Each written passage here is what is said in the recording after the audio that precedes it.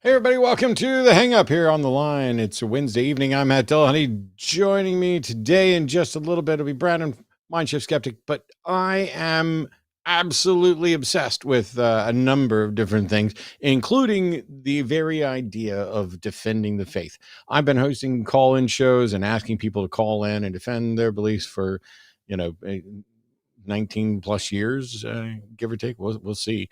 Um, it's it's fun for me. It's important for me because if these things are true, we all need to know. And if we don't, if they're not true, then we need to have a good understanding of why people believe stuff, why different people give up their beliefs for different reasons. I was actually watching the brand new show here on the line last night, Chewed Gum. And a gentleman called in to basically argue that he believes that the Bible is true and that it contains no contradictions, and that his guy, fundamentally, Eve was rightly pointing out that the Bible does, in fact, have contradictions. And even if it didn't, an absence of contradictions wouldn't in any way confirm a God. She was just basically saying she didn't see how it could possibly confirm a God. And, tried to get him on track to address the various questions that he had, or the various positions that he had, and whether or not he had good reasons. And he reached a point where he, in the span of 30 seconds or so, essentially argued that he believes because his God hasn't been disproved or debunked. I don't remember the precise word that he used, because he didn't want to use certain words, even though the very idea was the God that he believes in hasn't been shown to not exist.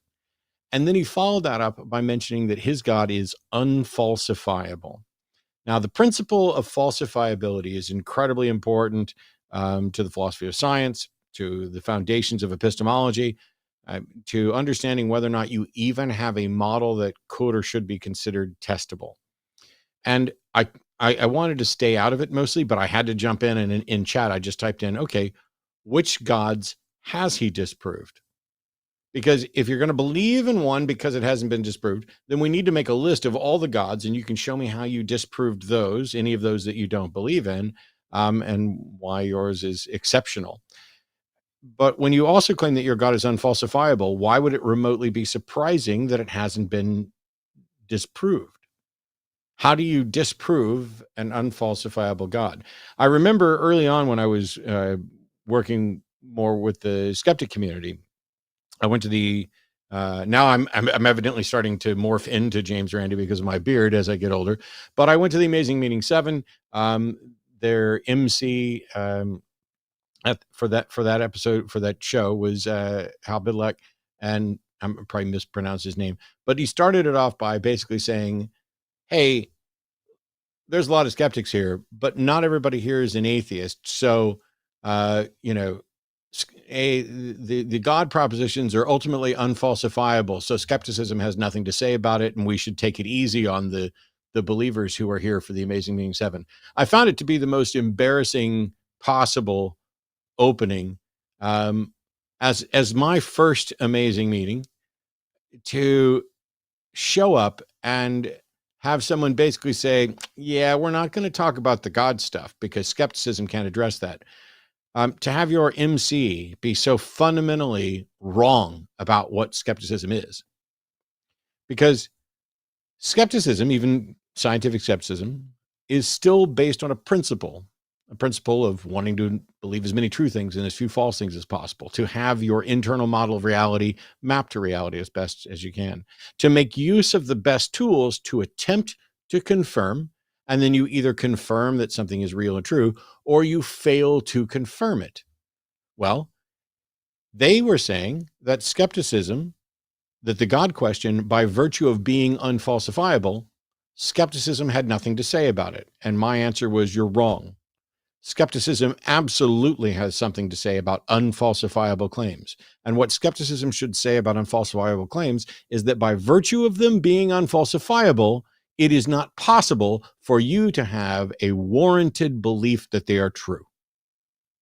That is one of the key principles of falsification, of skepticism, is you either confirmed it or you failed to confirm. And failing to confirm doesn't mean it's not true. If you have an unfalsifiable God proposition, I can't show you it's untrue. But skepticism isn't about debunking. And yet they wanted to pretend that if they had a God belief that couldn't be debunked, it was immune to skepticism. Well, that's not true. The principle behind skepticism shows that you can't have good evidentiary warrant to believe it if it's an unfalsifiable claim. This caller to Chewed Gum yesterday, which, how great was that? Almost understood falsifiability, but used it to attempt to shift the burden of proof. And I found my way out of religion by beginning to understand these things. I was, just before today's show, I had asked someone to explain what the first clear, memorable moment of doubt was with them as a believer. And we talked about it briefly. I just released a video. Don't go watch it now. You can watch it after the show. You could only watch it now if you're a patron. Patreon.com/atheist debates. Please go over and chip in $1 or whatever else. I don't tend to advertise it, but I put it up and it's called Hell is a Double-Edged Sword. I'm not going to go through the content of it, but I released that video and that made me think about what were my aha moments. And mine came much later and were much more difficult because of things like what Hal did. I had been a fan of Randy. I had been a skeptic and applied that skepticism to every claim except for my personal religion, because somebody in the skeptic community had managed to convince me that religion or the God claim was somehow outside the purview of our ability to assess it skeptically. And the truth is, it's outside the purview of what we're able to confirm, but we can still assess it. And if we assess it as unfalsifiable, if we assess it as something that is untestable, then we can assess it as unworthy of acceptance, that doesn't have evidentiary warrant. So please welcome Brandon, my guest tonight, MindShift Skeptic, to the show. And Brandon, let me ask you, what was a big or the most memorable aha moment for you as you started deconstructing? And what was your biggest sticking point? Because for me, I was just stuck on this notion of authority, the authority of Scripture and the reliability of Scripture, such that anytime an atheist said anything, I was like, oh, no, that's not true, because it was in my mind that it had to be that way. Yeah, for sure. Hey, Matt, by the way, and thanks for having me. I'm really excited to be here. And it's weird as I think about answering that question, because there's two deconversions or deconstructions I had. One was out of fundamentalism, which was its own series of doubts and getting through. And then it was out of Christianity in general, or out of religion, or out of faith, however you want to put it. And those posed very different hang-upperies. So on the fundamentalist side, I was right there with you. It was things like young earth creation. It was things like the full inerrancy of the Bible. Those, when I started to really come to terms with, hey, there's clear contradictions. Hey, this thing isn't 6,000 years old. That immediately, once you accept that kind of black or white area, breaks fundamentalism, or at least the particular fundamentalist view that I was raised in. And that took far too long. And then it was another, 5 to 8 years of working through more progressive versions of Christianity, where that's harder because it's more abstract. And there's so many excuses and mental gymnastics and pretty apologetics that can get you out of a lot of binds when you don't have to take things so literally. And when there's so many different versions of what Christianity can look like. So, for a specific answer, definitely the inerrancy of the Bible. And then from the progressive side, it was just coming to terms with the fact that everything that was personal to me, my personal relationship, my personal faith, these were just feelings. And recognizing that those feelings can be so false and why they're false, and getting a better understanding of psychology and how the brain works and things like this, that was the big tipping point to see what I had created. And all the excuses that were around me, like the appeal to majority and just these different groups and lines of thinking and argumentation that I was in, it wasn't real. It wasn't based in anything solid or factual. And the last thing I'll say, and then I'll shut up here, is it's interesting that you brought up the something being falsifiable. deism, sure, no. But when it came to the specific God claim of Yahweh in Christianity, I started to see some things, and I'm not sure if you agree with this, that I thought, oh, this is actually falsifiable. There are claims in the Bible that are not met, and therefore make this particular God, at least, um, falsifiable. And that was a huge understanding for me. I I'm tempted.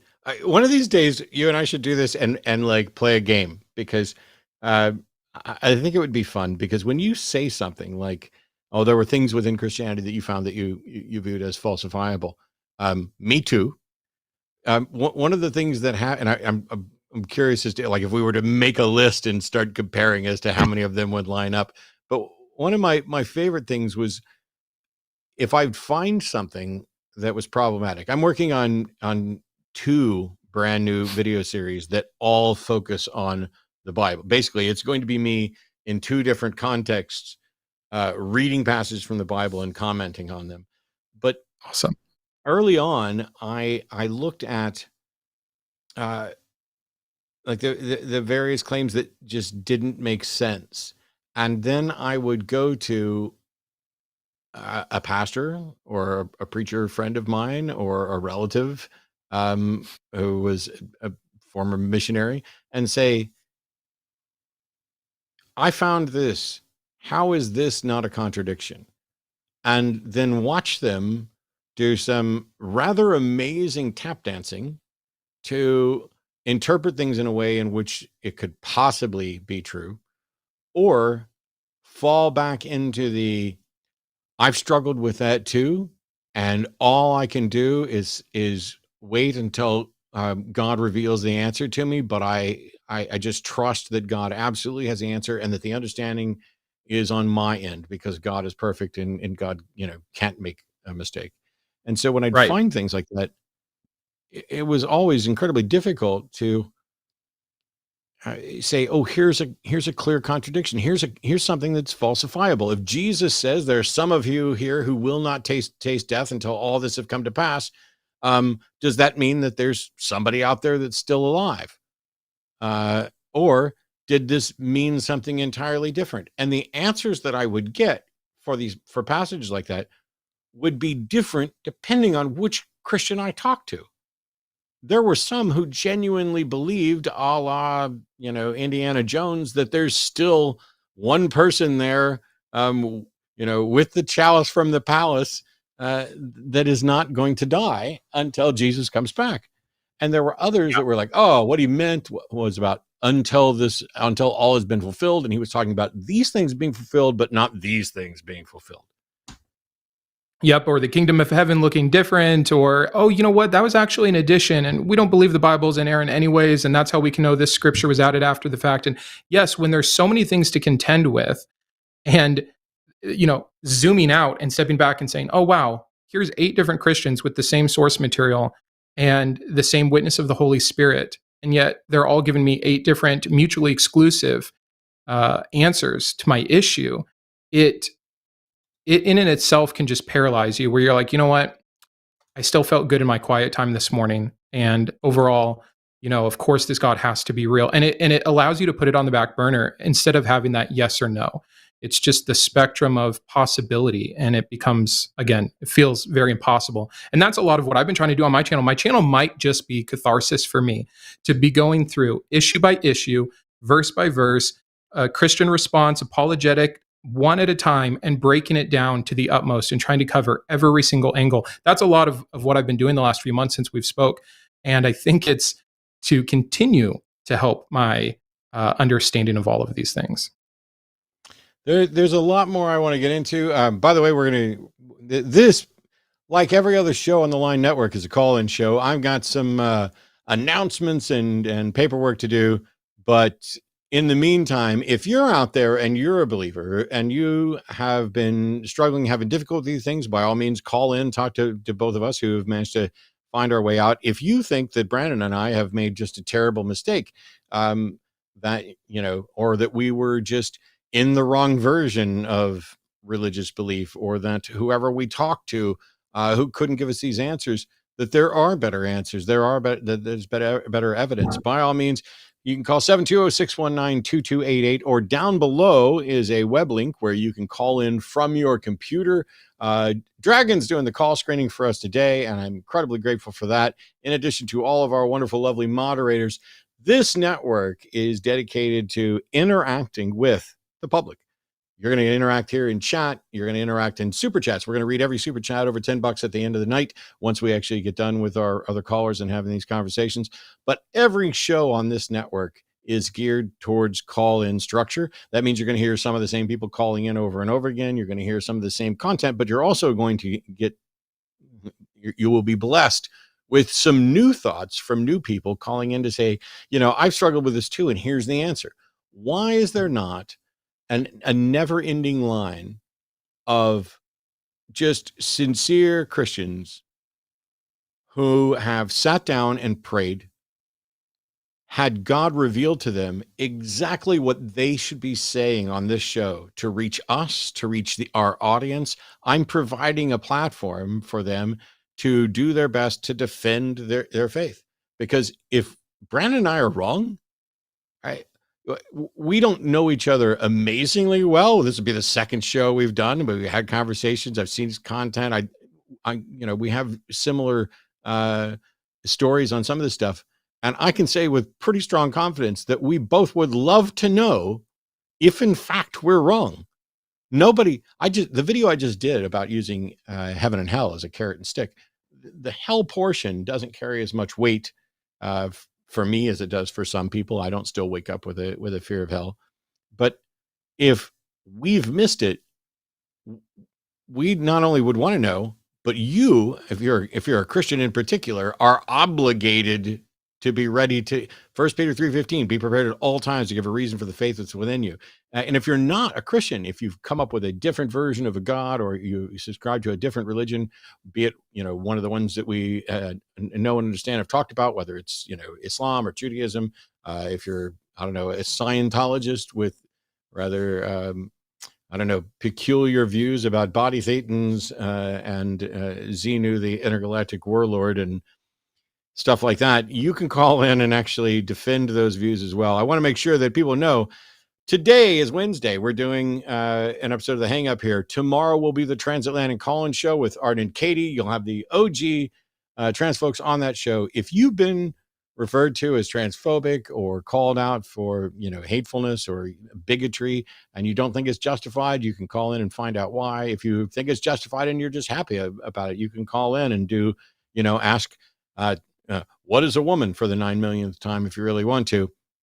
And you can get schooled on any number of things, but it's also there for people who have questions, who are primarily honestly trying to understand trans rights issues.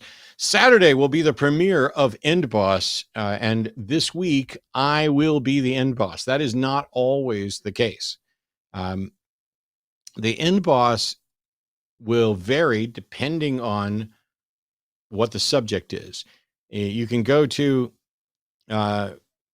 Q&Aline.com, and there will be a form there. There is a form there that you can fill out to apply to be a challenger on End Boss. What is it?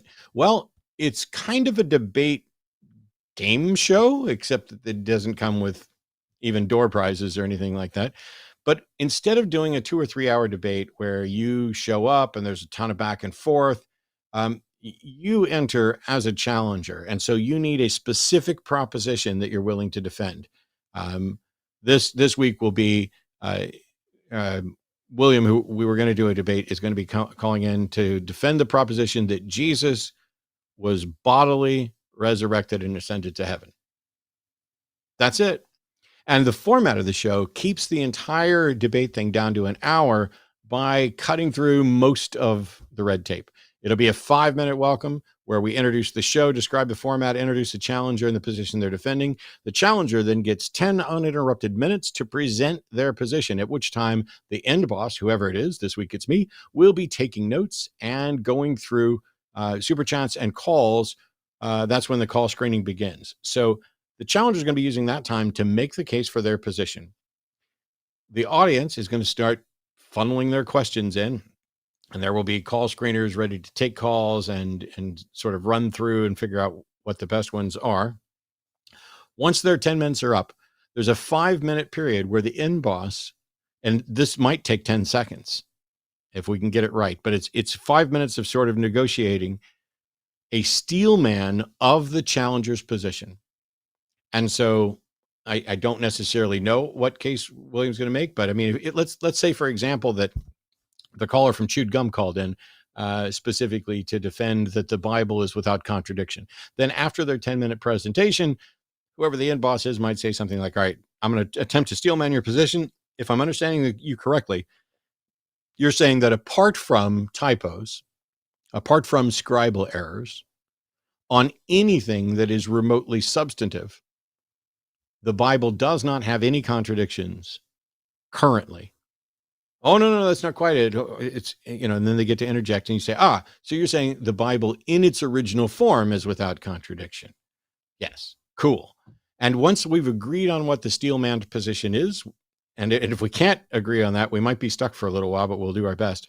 Then there's 20 minutes of questions that are selected by the end boss that come from super chats and calls from all of you out there, so that this isn't just him, it's him or her or they running the gauntlet through a bunch of questions from the audience. Then there's a 10-minute period where the end boss themselves directs questions to the challenger. And then when that 10 minutes is over, the challenger gets a 5-minute uninterrupted closing. And that's it. That's the final word.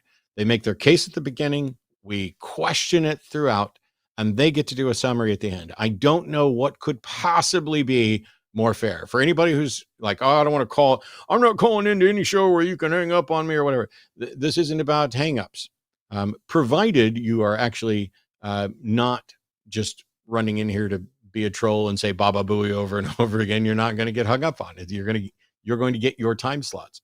And then once the challenger has finished their closing remarks, there will be a 5-minute wrap up, which has nothing to do with the content of the debate. It's not going to be, I did a debate once where at the end of the debate, the debate organizer got up on stage and basically tried to undo most of what had been done.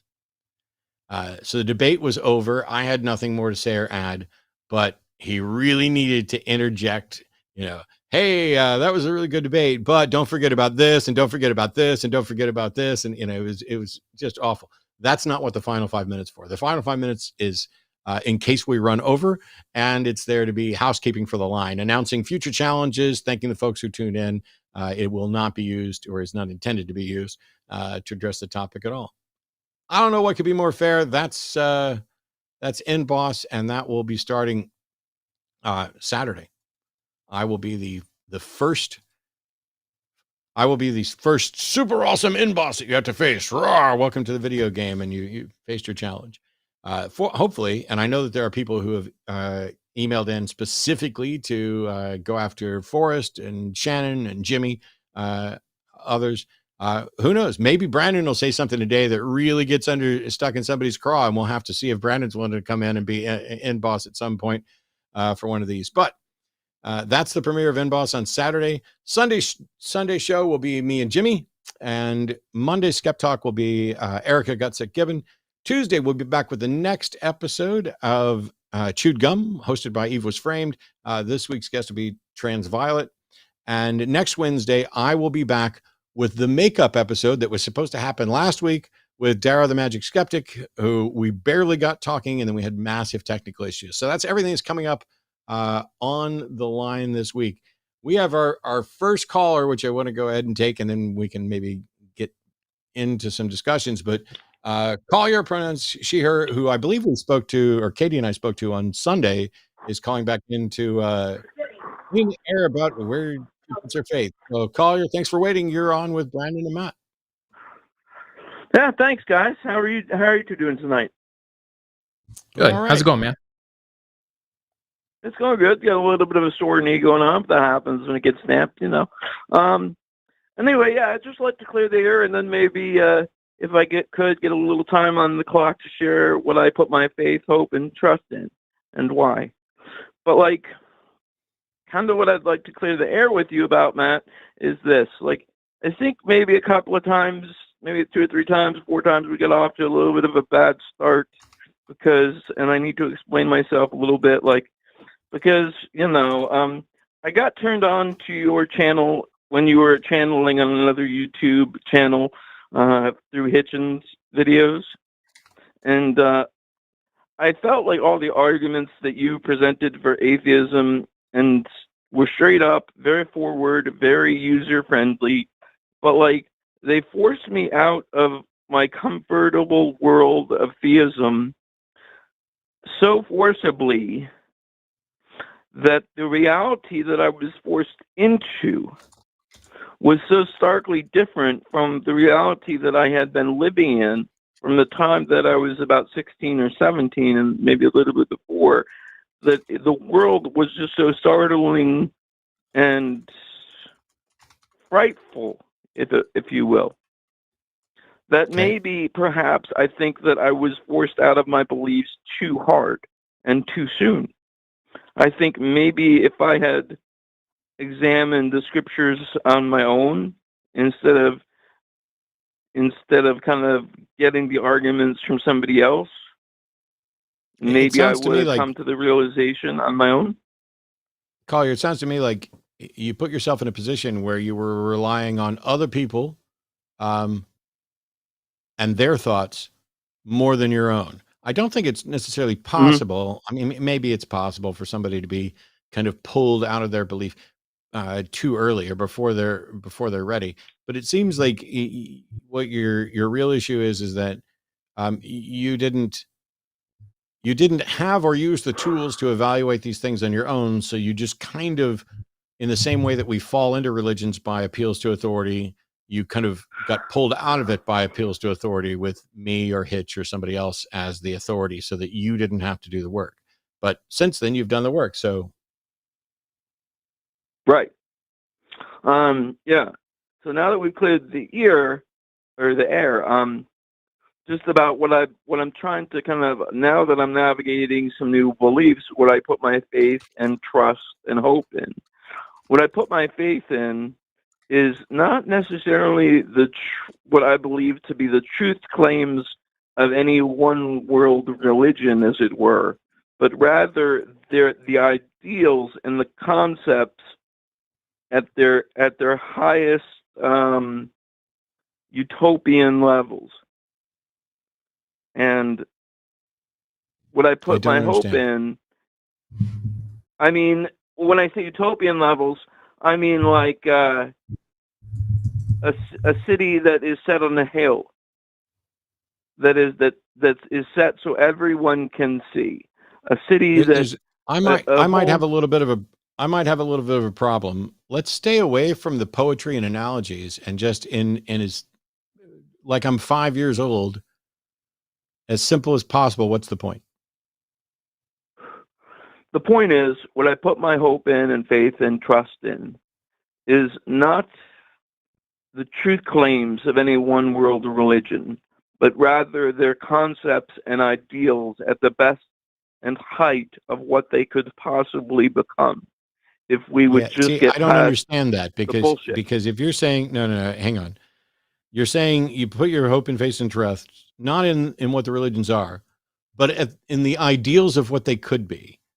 I don't understand how you can determine what the ideals of what they could be are, or if it's an ideal, why does it matter if some religion could eventually reach that ideal? Isn't it just the ideal that matters? And so if the ideal is humanism, Christianity will never get there. Right. No, yeah, that's where I was heading. Like I was going to say, like, hopefully one day, what I put my hope in is also humanism, because I'm a staunch humanist, and hopefully one day, as human beings, we can evolve beyond the supernatural claims of religion and just take them at their face value and take their ideals and their most moral and ethical concepts. Like, it's not any big. It's still a big thing to me that I've lost my faith, and I'd like to get to a point where I can say I'm a total staunch atheist, because I see a lot of hope in atheism. I do. I see a lot of hope in it because I see. I don't. I don't see any hope in atheism. Atheism is merely the position of not being convinced that a God exists, or in being convinced that gods don't exist. But I don't see hope in it. Oh, no. Collier, When I say I see hope in atheism, go ahead. I was just going to ask if you want to keep it between you and Matt, since you guys have spoken before. That's totally fine. But I'd love to ask. Go ahead, sir. Go ahead. And I'm sorry. I think I said man right away. I didn't see your pronouns. I had my auto screen up to mute myself. No, I only took that colloquially, sir. Perfect. That's exactly what I was going to say. Anyways, so I just want to make sure I'm understanding you before I speak anything back. Is it that you absolutely have lost your faith? You just, like, in almost a Jordan Peterson-esque kind of way, what a belief system can lead to in terms of something potentially grounding benefit or morality or something of that nature, and you were shoved out so fast via the truth that you had to just come to terms with, that you feel there's not a good prescribed way back to those same ideals from a secular viewpoint? Is that it? Or did I miss it completely? That's just about describing me. There is still a little bit of my coattails hanging on with the belief in the supernatural, just because, like, Hamlet said, when he said I could find myself bound up in a nutshell and consider myself a king of infinite space. Like, I almost think Hamlet was hearkening back to the time when he was thinking back when his dad was still alive and things were bright and rosy. And, like, I was forced, because of the way that the truth hit me so hard, that I was forced out of theism and into agnosticism and atheism, that it was such a stark hit. It was like jumping out of a 30,000 foot plane without a parachute on and hitting the ground and breaking all your bones. I totally understand. You're right. I absolutely understand. I'd like to maybe present how I've dealt with it, and I'd be curious to hear your initial response. Sure. To me, if you really believe that what you used to believe is no longer true, and potentially you can see the harm in it. I'm not saying there's no benefit from religion or certain community aspects of religion or things like this. And as Matt said, atheism isn't a prescription for a society or a moral system or anything like that. But to me, letting go of what wasn't true is the first step in anything else that you want to accomplish in a positive way. So if you're no longer attached to a false belief system, even if self-sacrificially it's on you to be the generation that bridges the gap for the next one so that someone doesn't have to go through that 180-degree flip that you did, wouldn't that be a great step to benefit of what you're looking for these long-term ideals than getting stuck in the muck of, man, but I used to have this pretty idea and now it's gone and there's nothing to root it in? Like, isn't this leaving religion, something that we seem to agree is false, the first step towards freedom in that regard? Absolutely. And that's what I meant. And to Matt, and to you, back to you, sir. What's your name again, sir? What do you go by? Brandon. As a play. Brandon. Yes, Brandon.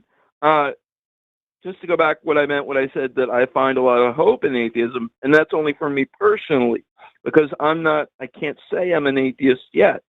If I could say I was an atheist totally, I'd feel like, wow, I've left this God thing behind. I don't have to worry about this deity or deities hanging over my head, judging every move I make, and not to mention the fear of hell, plus the idea of worshiping around a throne and praising him 24/7. No, this doesn't appeal to me. So you just have a few more steps to go. I think it's great. I see nothing but upside for you. You did the hardest part already, and you admitted that there's such a level of fault and untruth that what you're stuck with are remnant feelings and remnant fears from a lifetime of either indoctrination or all of the other personal aspects that have affected your psyche in such a way that you just recognize, okay, I still have these fears. I still have this. I'm not able to jump all the way off the cliff. I'm only an atheist in regards to certain God claims. I'm with you. I'm totally agnostic to the fact maybe there's a creator, maybe there's not. But as long as this creator isn't actually intervening and speaking with us and giving us anything to go off of, they don't factor into to my life. And the claims that I was able to falsify and leave behind have only provided benefit. That, you know what, there isn't this Yahweh God that answers prayers and is going to make everything right in the end. So I get some autonomy back. I get some responsibility to help my neighbor, help my kid not go through the same suffering that I did.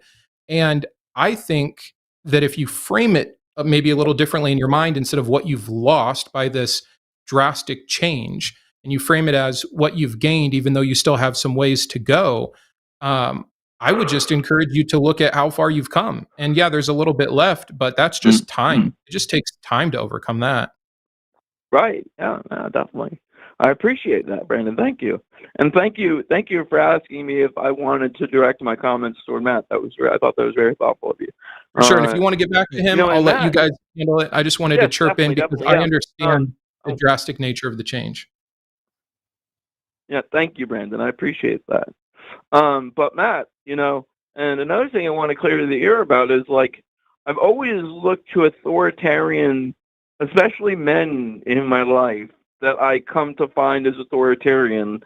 Like, even if they're just online, like, I easily latch on to men and women now as authoritarian figures in my life. And I take, if what they say sounds like it's logical and reasonable, I take them serious. And I take what they say serious. And I listen to what they say, and I absorb it, and I chew on it, and I meditate on it. And so, like, you had a lot of great stuff to say, and I still think you do. You have a great platform. And, like, I just thought for 1 second, if I could impress Matthew, like, at first I was going to approach you as a theist. And then I thought if I could impress him with something as a theist and make him go, like, that would be something. And now I'm approaching you as an agnostic, and I'm thinking, if I could just say one thing that would impress this guy, one of my hypotheses, one of my theories, something, maybe I would matter. Maybe I would count for something. Because, if I die, I'm going to be nothing. The universe is going to disappear. Everyone in my life will disappear. I will disappear. I will be no more. But I have to find meaning and mattering in this life. I just haven't found it yet. Yeah. So I'm of course sad that you're struggling with a particular aspect of nihilism about how much value do you have and how much value is going to remain after you're gone. I could die tonight too, and I won't matter. Things that I've done, somebody will care about for some period of time, but eventually I will not matter. And eventually nothing I did mattered. And to try to find a way to make it so that I will matter in 100 years or 1,000 years is absolutely nothing at all that I give the slightest fuck about. It is a daily issue of, am I satisfied with my life? Am I satisfied that today I did my best? Nah, lots of days I don't do anywhere near my best. There was a day a couple weeks ago where I got absolutely nothing done. I didn't even spend time playing the games that I enjoyed. I didn't feel like doing anything. I didn't spend much time thinking about anything. And then I realized I need moments like that. I need days like that to reset myself so that I can spend the other days thinking. Because on many days, from the time I get up until the time I go to bed, in between doing tasks, I am thinking and arguing, and sometimes arguing and debating with myself. I like the fact that, I think there's some benefit to struggling with this, but I'd say for you, Collier, instead of trying to figure out how you matter to other people or how you can make yourself matter to other people, figure out what makes you care correctly about yourself, and that will automatically carry over to interactions with other people. Because if you're constantly sitting there trying to find a way to impress other people, they can always see that. And pretty universally, we tend to find that unimpressive. But what is, people talk about confidence being a turn on, or the the people who are most interesting are the ones that perhaps aren't trying to be interesting or aren't trying to look interesting. It's like the comedian who's trying to tell the jokes that he thinks this particular audience wants, like and to say the things, the cheap applause line of "Hello, Cleveland," you get an applause line right off the bat.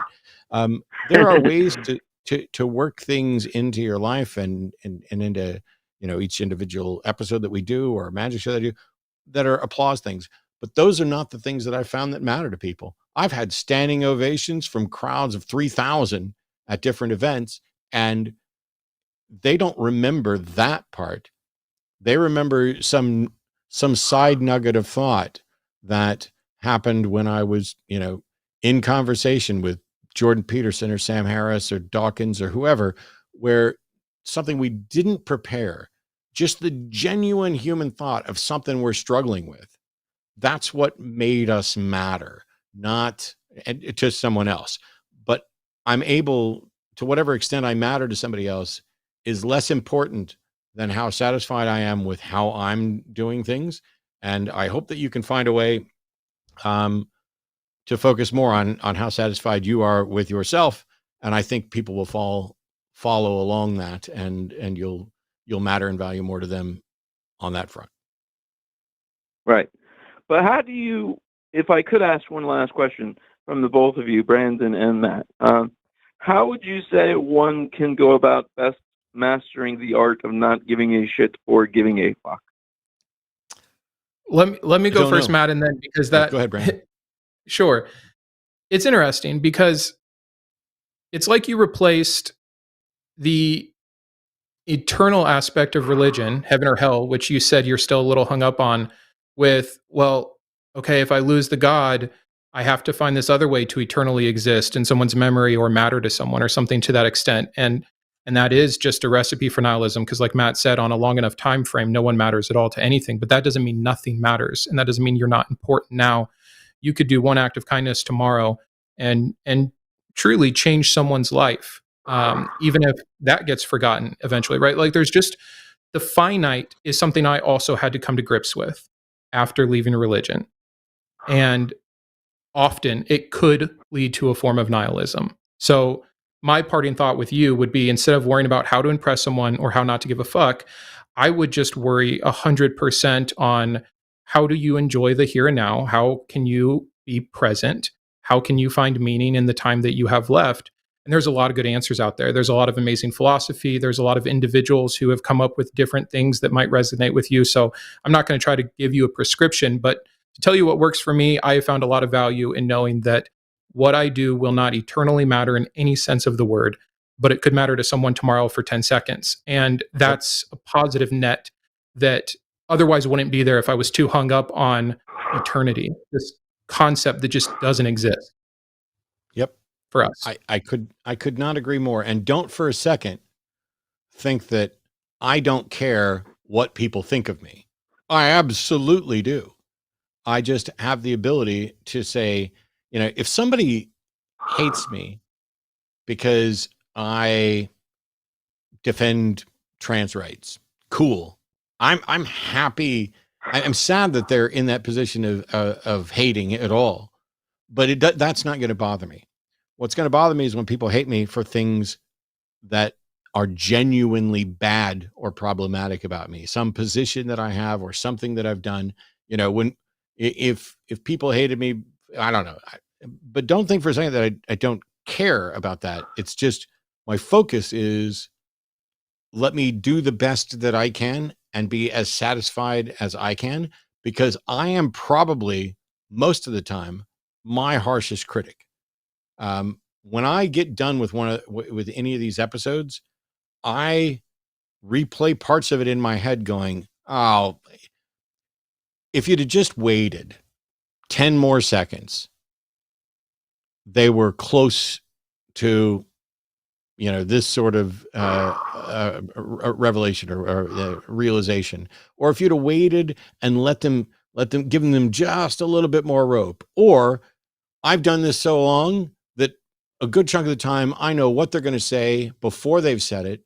And so I'll stop them too quickly And then I realized I haven't done anything good for the audience because there are people out there who have no idea what was getting ready to be said. And then I go into a righteous indignation and blah, blah, blah, talking about what they were getting ready to say instead of actually addressing what was said or allowing them to say it. And because because I know I'm a pretty harsh critic, and I know when I've been an idiot, and I know when I've been an asshole, that helps me to try to do it less. And that way, when hopefully criticisms become less justified. But, be true to yourself and the rest will fall in line. And well, I'm not one mad. more thing I don't have. I'm sorry, Brandon. Go ahead. I was just going to pay you a compliment to end it here. I'm not mad. I don't have the esteem of him that you idolize, but I will say you've impressed me with your open-mindedness, your ability to set apart these things that so many believe that aren't true by being rational, to forgive my colloquialisms at the beginning that others would have taken offense from. You've impressed me, and I'm appreciative of you. So, I mean, there's one little aspect of on your way to making a difference, even if it's not eternal. So just wanted to give you some encouragement.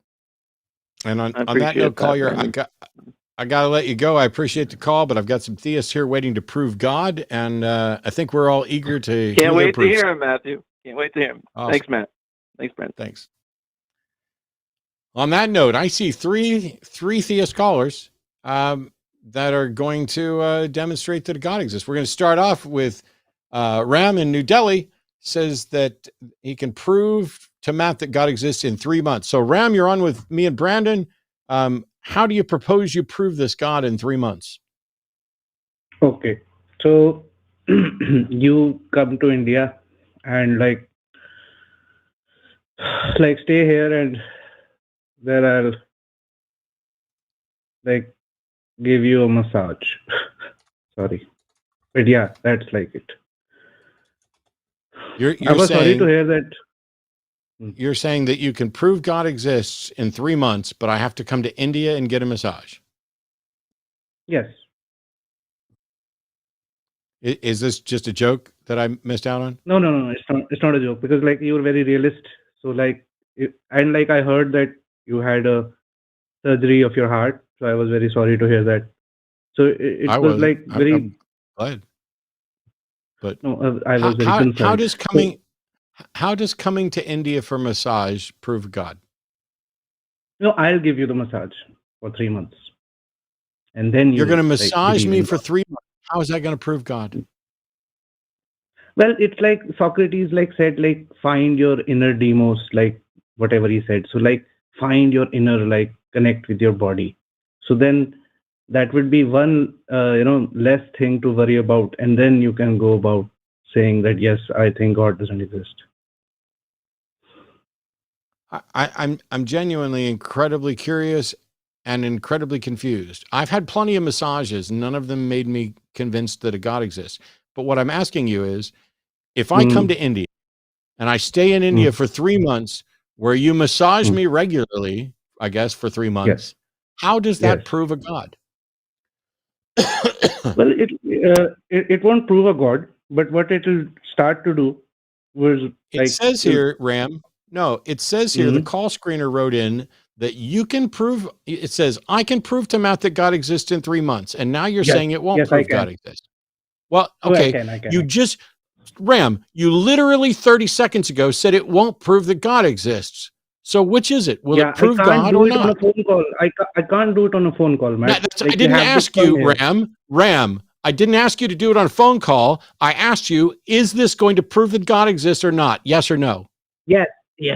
How? It will. How? You have to come. I can't convince you on a phone call.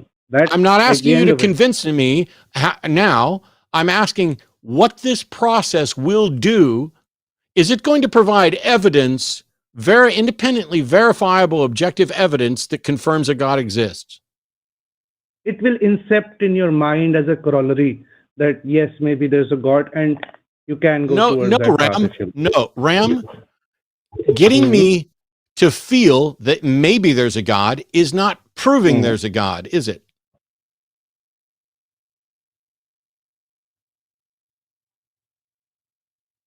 Go find somebody else to rub, Ram. You're not rubbing me.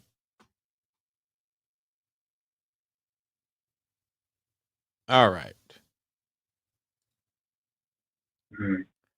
All right. We've got Larry in Ecuador. Pronouns are he, him, is calling to convince us that God's real. So, hey, Larry, welcome. You're on with Brandon and Matt. Tell us which God's real and how we can know it. Okay, Matt. Oh, I'm sorry I have to I have to be next after Ram, but we won't hold it against you. Okay.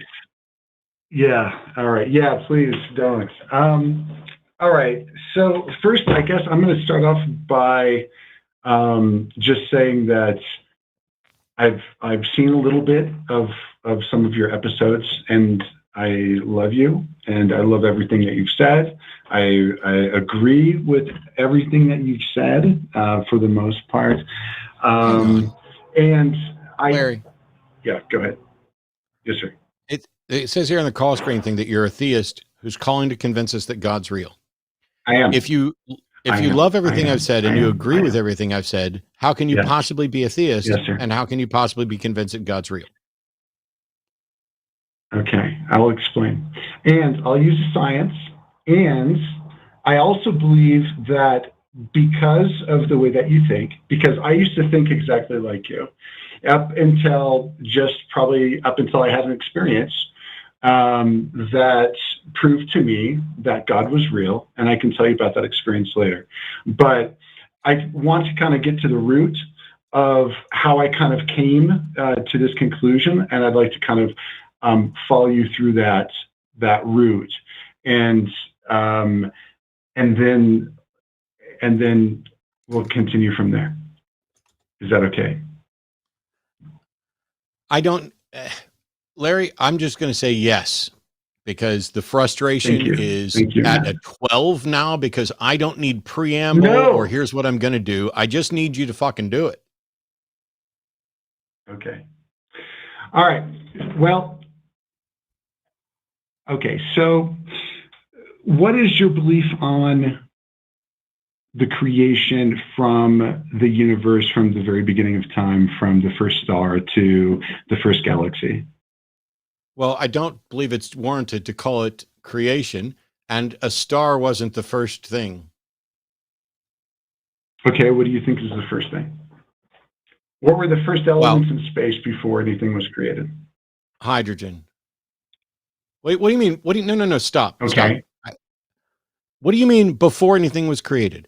The current scientific model supports Big Bang cosmology, which is an expansion of extant material. So there's no before that. Yes, sir. And as it expanded at different points throughout this expansion, matter began to coalesce, which ends up forming stars, which ends up forming galaxies, et cetera, et cetera, et cetera. But it shouldn't matter one bit what I think or what Brandon thinks. You're calling in to prove God. Is your proof contingent on what Brandon and I already believe? I believe that your proof contingent on what Brandon and I already believe? I believe that we're going to get to it by having an agreement. Is your proof contingent on what Brandon and I already believe? Yes or no?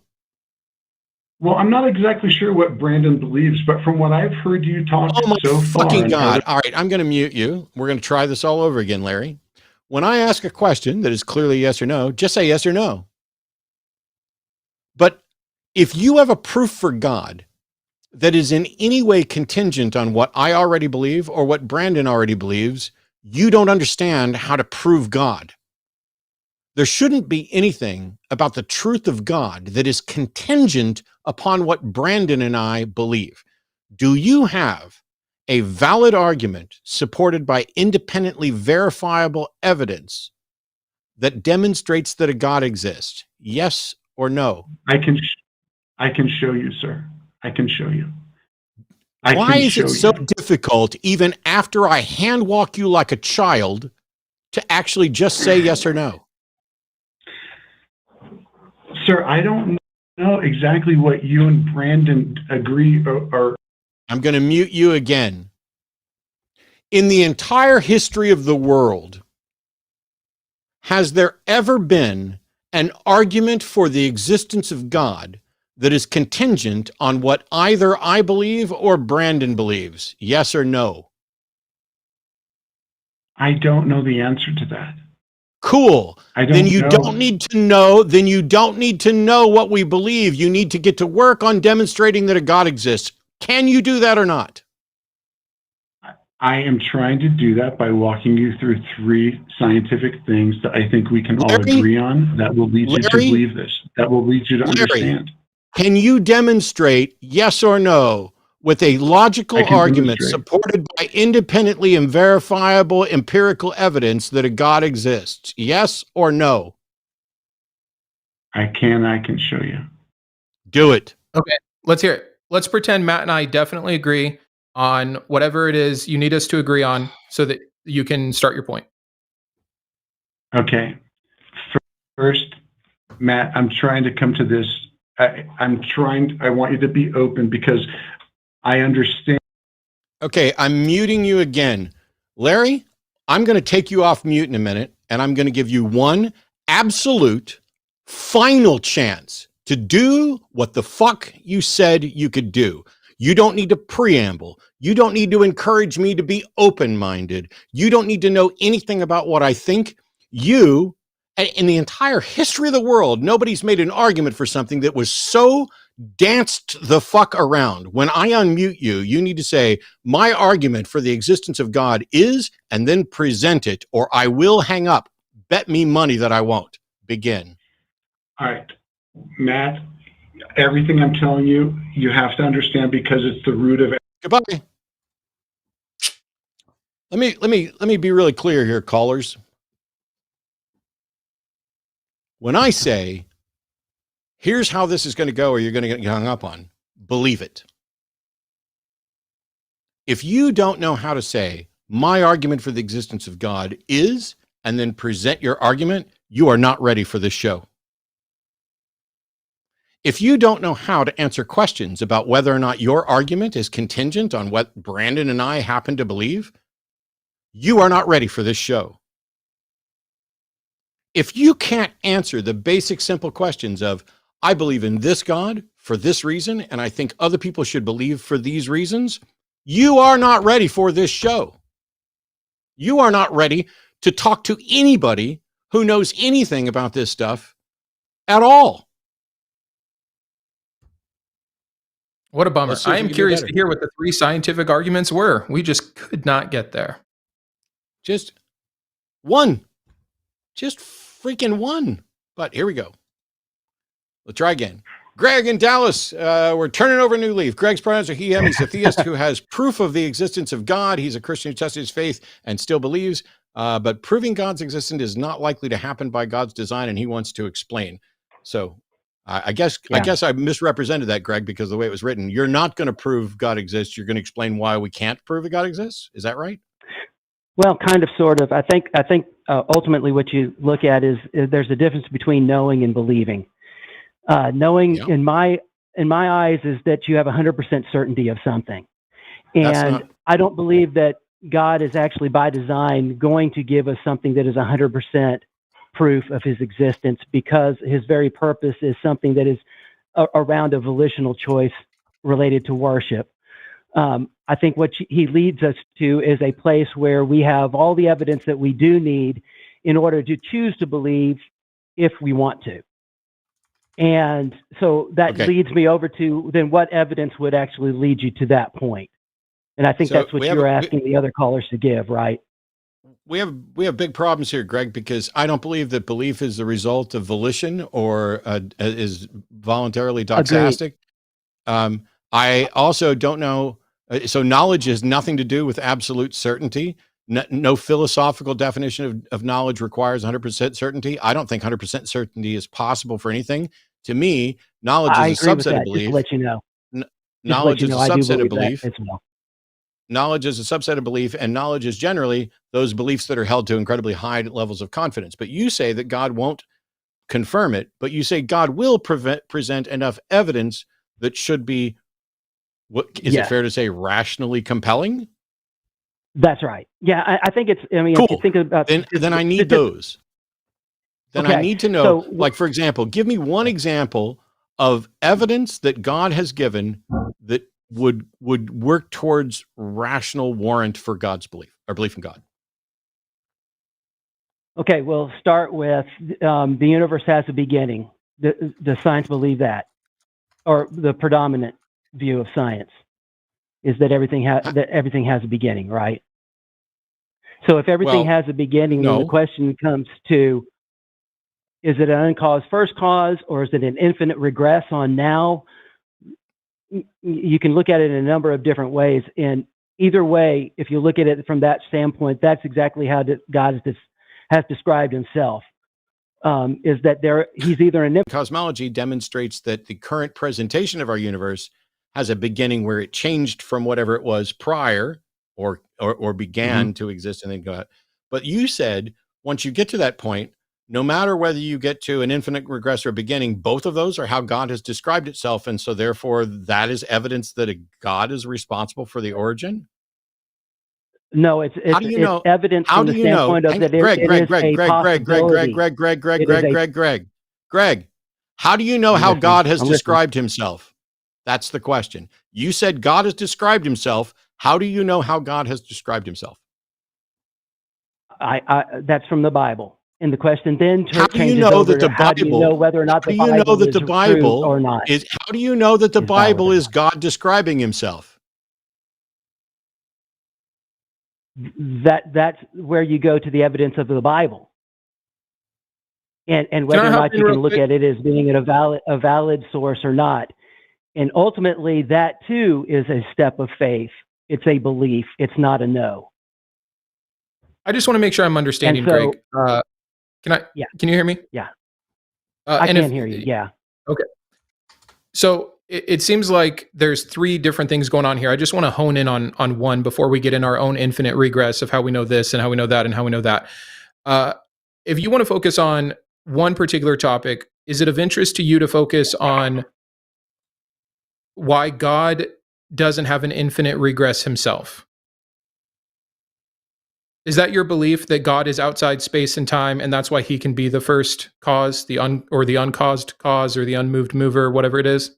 Is that your position? Well, yeah, that's my position. And because the question then comes, is the uncaused first cause or infinite regress, is it something that is personal and relatable, or is it just a what? Is it a substance or energy, or is it actually personal? I think that's why a lot of believers like this particular kind of the argument is because, it's someone, it's God is the answer for this impossible thing, because it's impossible on either way. Whether you say God or the universe, you have the same problem. Like, I get it. We can only measure time back to, that moment of expanse for the Big Bang cosmology. So before that, we either have an infinite regress or, and I hate this because it's not accurate, theist would say something comes from nothing. But then it's the same thing for God, except it's an unnecessary extra level of complexity where God either would need a God that creates him or God comes from nothing, right? We have the exact same issue with both, but one we're living in and we know and we can measure certain parts of it. And the other, we have to take on faith. And if you think you have good reasons to take it on faith, we can talk about those. But I don't, maybe this is my own. I want to hear your answer, but let me just say the rest of this. I do not understand how it solves any problem to special plead that God is somehow different than the problem we have with the universe in fitting into one of these two categories. I think what it comes down to is if you have an infinite regress, that infinite regress can be either a thing or like substance or energy. It could be, or something that's higher than that, or on a different scale or different plane from that, or it can be a who. And the question of how you would know, and I think you'd go to Ottman's razor on that and say, hey, look, if we have things that are who's now, like people, that it would be more likely for something that ended up in having who's in existence, that thing itself would be a who as opposed to it being a what. because you would actually have more assumptions and more steps that you'd have to go through to get from a what to a who than from a who to a who. I mean, these are categories. I don't think so. I think these are categories that have been defined by people to make things feel better. The universe is energy, if you want to say that. This God would be energy. Labeling one a thing and one a person, and then saying, I choose the person because I'm a person, that does not seem like Occam's razor. Occam's razor to me seems like if both face the same problem of coming from nothing or leading to infinite regress, why would we not choose the one that we're experiencing currently, that we can measure parts of, even if we don't have the whole picture or what happened before that led to that, et cetera, then going a level higher, more complex, a God that is so complex that he can create all this complexity and not require his own infinite regress or God or coming from nothing, that he is the special pleading outside of time and space. That is more complex than we're in a universe. There's rules to this universe. There's a start to this universe that we can measure. Why go any further with a particular God claim that is not, I think, evidence-based? I guess I would say that I disagree with you from the standpoint of you're saying then that whatever this thing is that is an infinite regress, which I will talk in those terms because I think we agree on those terms. If there is an infinite regress that is taking place, then you're taking an infinite regress on something that is an it and saying that somehow out of its we come out to something that is more complex, a who. But we've already been able to measure that. Just in understanding the biodiversity and the theory of evolution, we have come from what you would consider, and again, these are just category breakdowns that I think are unnecessary. We don't have any evidence that spirit begets spirit. We have no evidence for a spirit or soul. So to say that because we are in essence a being of some higher level than a thing, which is, I don't think inherently true.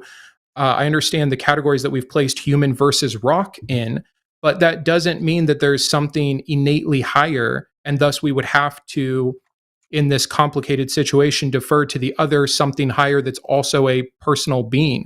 I think that it's just a whole bunch of assertions without recognizing any of the actual factual evidence-based things in front of us. So, okay, so then what you're describing then, at least in my mind, would be that when we have life coming from non-life versus life coming from life, you would say that it is just as statistically probable that non-life could become life as it is for life to become life? You think that. You have a God that you're going to bow. No, I was saying, is that what you're saying? I'm asking. Not if exactly. That's what you're saying. No, my point with that was making that we don't need these categories to have this conversation. You've put God in a special bucket as a being, and you've put us in a special category that we are beings, and thus it makes more sense for us to come from a being like God than us to come from just the universe as this thing or energy source, right? I'm pretty sure I'm understanding that part of it correctly. My point back to you is, if a being requires another being, like we have the exact same issue then with God. Doesn't that mean there's a requirement? Not if he is the infinite regress or the uncaused first cause. Yeah, so then it's just like something. You're just saying this is where the buck stops. It really, I've never understood this point. Well, like, I mean, then I guess I would turn the question around on you then and say, then if we have practically things that exist that had a beginning, and everything in our universe has a beginning at some point. I don't know at what level how far you want to push it back. But if those things did have a beginning, either something had to cause them to be, or they had to be an infinite regress themselves. Yeah, we've agreed on the mystery. No. Stop. I'm only going to interrupt once. Okay, help me in that then. No, listen, just listen. I'm only going to interrupt once, and then I'm going to let you and Brandon keep going. Not once have you used the term infinite regress properly. You have said, not if God is the infinite regress. That's not what an infinite regress is. And you're like, stop talking. then you're like, whatever this thing is, it needs to be either this or it needs to be the infinite regress. That's not what infinite regress means. Infinite regress is an endless regression of, for example, causality. A thing, whether it's a God or not, cannot be an infinite regress. Please stop misusing the term because it's frustrating as hell. And now I'll stop. And, Very good. Okay, Greg, so that was my point too, that when we stop the buck at God, we immediately interrupt and make special pleading for what you're saying has to be, or one of the options that has to be when you're talking. Okay, remember, I haven't said what has to be, because I've said I don't think that you can actually prove God by design. Okay. I think you get to a point where you actually get to either this thing is an it or who. And if it's possible that it could be a who, the question is, how can you validate that? And I think the validation is actually itself not absolute. I think you get to a point where it is ultimately going to be a step of faith. And I think from a scientific mind and from those that are looking for, gosh, I've got 100% proof that I know this for certain, you're never going to get there. One, I don't think there's anything that you can get to with 100% proof. I'm with you. So let me jump in on a different aspect. Yeah. Let me ask you a question, because and this is how you started off the call, and I can appreciate this. Let me try to steelman it for you. If a God exists that wants a personal relationship with us and wants us to depend on some level of faith because for some reason that's important to him, he's not going to make himself completely evident to 100%. There is going to be what you might consider good evidence, and then it's going to be on us to take a leap of faith, a step of faith, to bridge the gap to get to that God. Just really quick, would you say like that's generally correct? And then I'm going to ask you a question. Generally correct, yes. Okay, and if you want to iron out a detail in your answer, that's fine. If that's correct, no, I'd say that we'll just say yes. Yeah. Okay. If that's the case, and this is this God, I would say two things, and I'll try to put it back in question form to you. One, why, if this wasn't his initial plan? We have a God walking with Adam and Eve. We have a God talking and walking with Moses and Abraham. We have a physical whirlwind that was showing up by day and a pillar of fire by night. We had a God that had no problem making himself 100% knowable to the people that he wanted a relationship with. It's only in this modern age of non-miracles where we've had to start relying on faith. And then the second part, and you can answer either one of these or neither, whatever you want to do here, is, but what if then there's things, even if we're supposed to take it on faith, that then disprove this God? What if we have enough information that it doesn't make sense anymore? Now, maybe you can't agree with me on that. I think we do have those things, but you're saying we shouldn't not believe in God just because we can't 100% prove him. Agreed. But we have things that disprove this God, and it also doesn't seem to be consistent with God's nature, who claims immutability, that he would desire for us to have to take him completely on faith and do this divine hiddenness song and dance. I really do not understand either side of it. Good questions. Let me start with, I guess I would throw the question back of, if you say that there's evidence that disproves God, that would be a new one on me.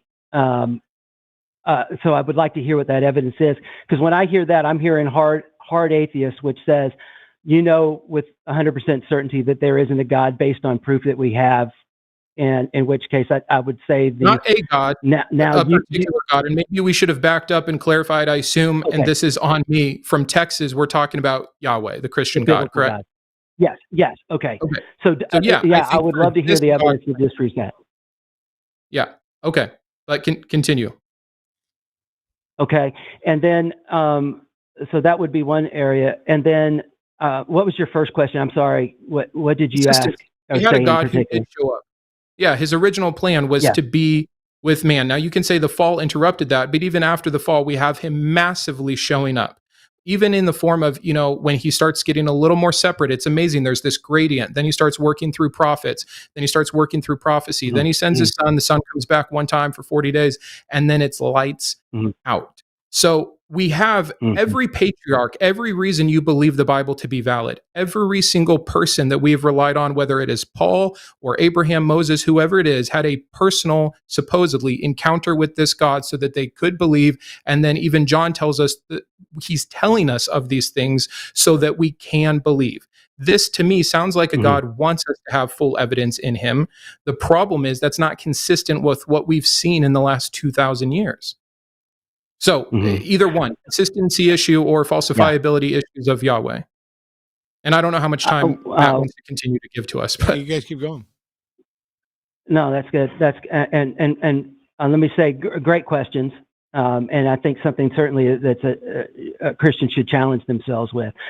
As far as the God having made himself known to people, like in bodily form or where he was actually seen by them, really you don't see that after Adam and Eve fall, and not, at least not biblically. Yeah, you'll have him show up in a burning bush. You'll have him show up in a pillar of fire or something along those lines. So I can understand you asking and saying, Moses was allowed to see him, and by the way, if a pillar of fire spoke directly to me outside of a magical tent, that I'm good with that too. There are plenty corporeal messages from this God in the Old Testament after the fall, like 100%, which is one of the biblical contradictions that would make me say there's a mutually exclusive claim. God says no one can see the face of God. And then we get like 3 or 4 different instances of people seeing the face of God in the Bible, having conversations with him. When did Moses see the face of God in the Bible? Well, he saw the back of God one time. There's another conversation where God, I can look up the verse on my phone when you continue to talk with Matt or however we want to do it. But there's I'm sorry, what? No, I was going to say no worries. Yeah, if you want to look it up, because I don't think there is a time when anyone actually sees him. I think there's a time when one's in the cleft of a rock and there's a hand over it so he can't see. I think there's always a hiddenness to God. And the reason for that is that you can't look upon him as a holy God, and because we as imperfect beings, the reason for that isn't that he doesn't exist? It is entirely valid to say that, and I for someone to say I don't know that he exists or I don't believe that he exists, and so that wasn't my question. Okay, go ahead then. Let me hear your question again. You asserted that the reason people can't see God is because of his holiness.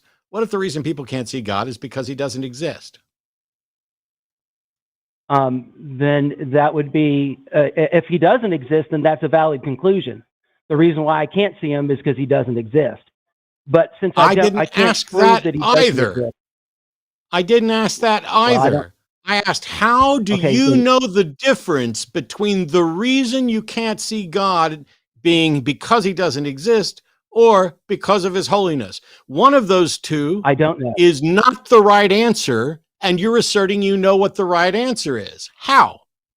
No, I said I assert that I believe an answer. I didn't say I know an answer. That's been my whole Why point would you believe an answer if you don't think it's the right answer? Because I do believe it's the right answer. Jesus Christ. So real quick, just to help us move forward, I'm going to read you. Belief, Matt, and knowing.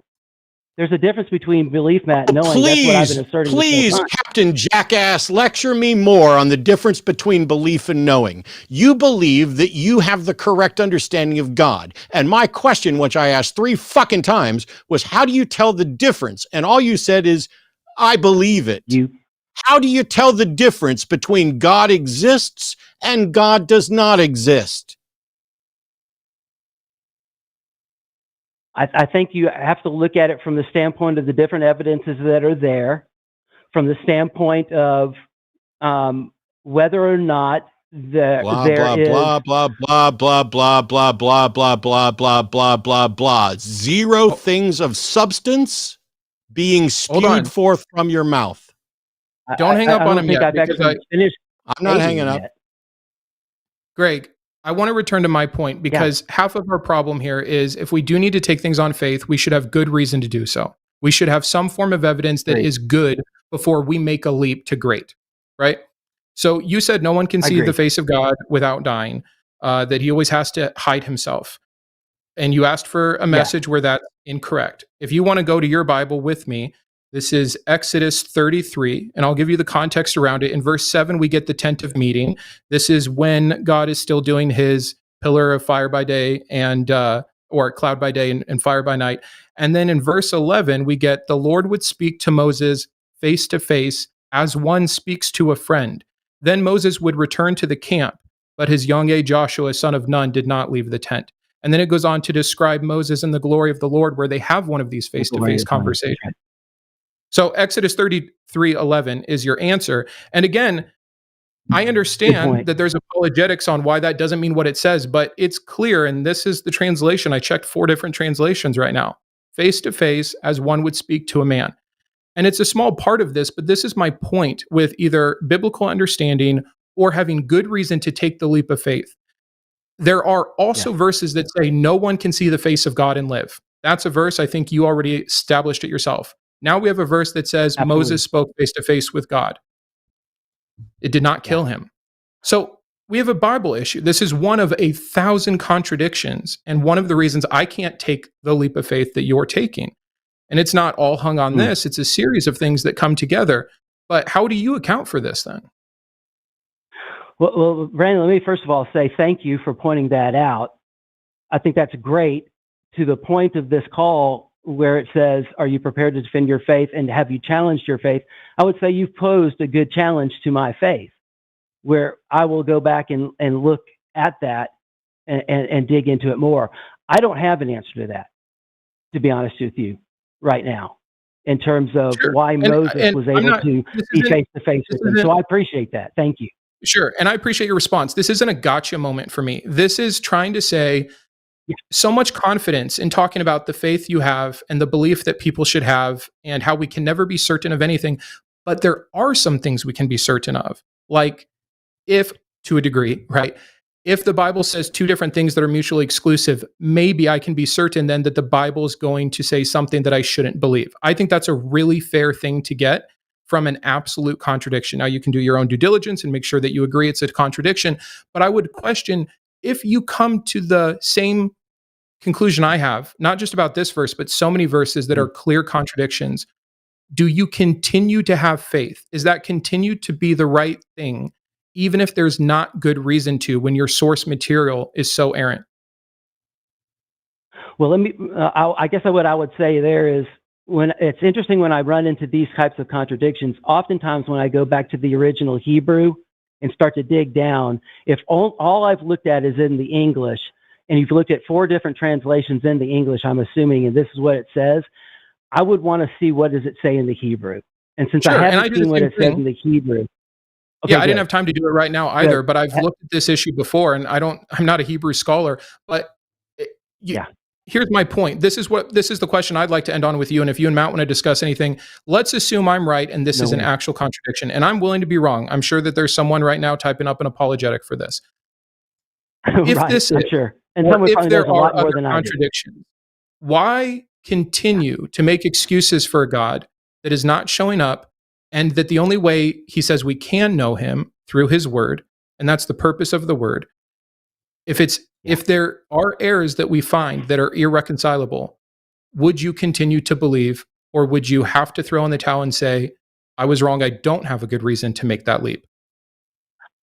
I think if you're being intellectually honest, I think if you find irreconcilable differences and contradictions, and you say that the Bible is supposed to be true, then you would be left in a position where you'd have to say, hey, wait a minute, I have to question my faith and say that it's probably not right. Just being honest. And I appreciate that. And that's what happened to me. And it's not just, this isn't the hill I'm willing to die on, this Exodus 33:11, but it's one thing of an example that before we start talking about faith and bridging the gap for a God that supposedly wants a relationship and chooses or says he desires that none should be lost, but then plays this, what I would consider to be a game if he did exist, instead of trying to help him out, I would first want to make sure that I even have good reason to bridge that gap for him. And I don't see one. And it seems inconsistent with his nature, according to the Bible, that I should have to in the first place. Those were the 2 points I wanted to bring up, but I will shut up now. I appreciate that discussion. I will say, I think with God, the reason why it comes down to a position where he doesn't 100% give us certainty or can't give us that kind of evidence. And I know can't sounds weird when you're talking about an omniscient, omnipotent, omnibenevolent God, is that the reason, if the reason why he created us is worship, which is a volitional act where I choose to do something, then if he were to move it over to a place where it was the reasonable thing to do 100% of it, like there was, like if I had 100% certainty, there would really be no choice but to say, bullshit. I believe and worship. Bullshit. Did you say bullshit? Yeah, I did. Okay. Do you, Greg? Okay. Believe do you believe that there's a Satan? Do you believe there's a Satan? Yes. Does Satan absolutely know that God exists? Yes. And Satan refuses to worship God, correct? Yes. So your statement that God can't reveal himself, don't you dare interrupt me when I'm summing up your failure. Your statement that God can't actually present good confirmation that he exists because then we would have no choice to worship is demonstrably false by your own beliefs. Yeah, but we're talking about angels and not demons and people. There's a difference between angels and people. Excuse me. Yeah. Did Adam and Eve know that God existed according to your beliefs? Yes. And they're different than other human beings. Could they choose not to worship? Yes.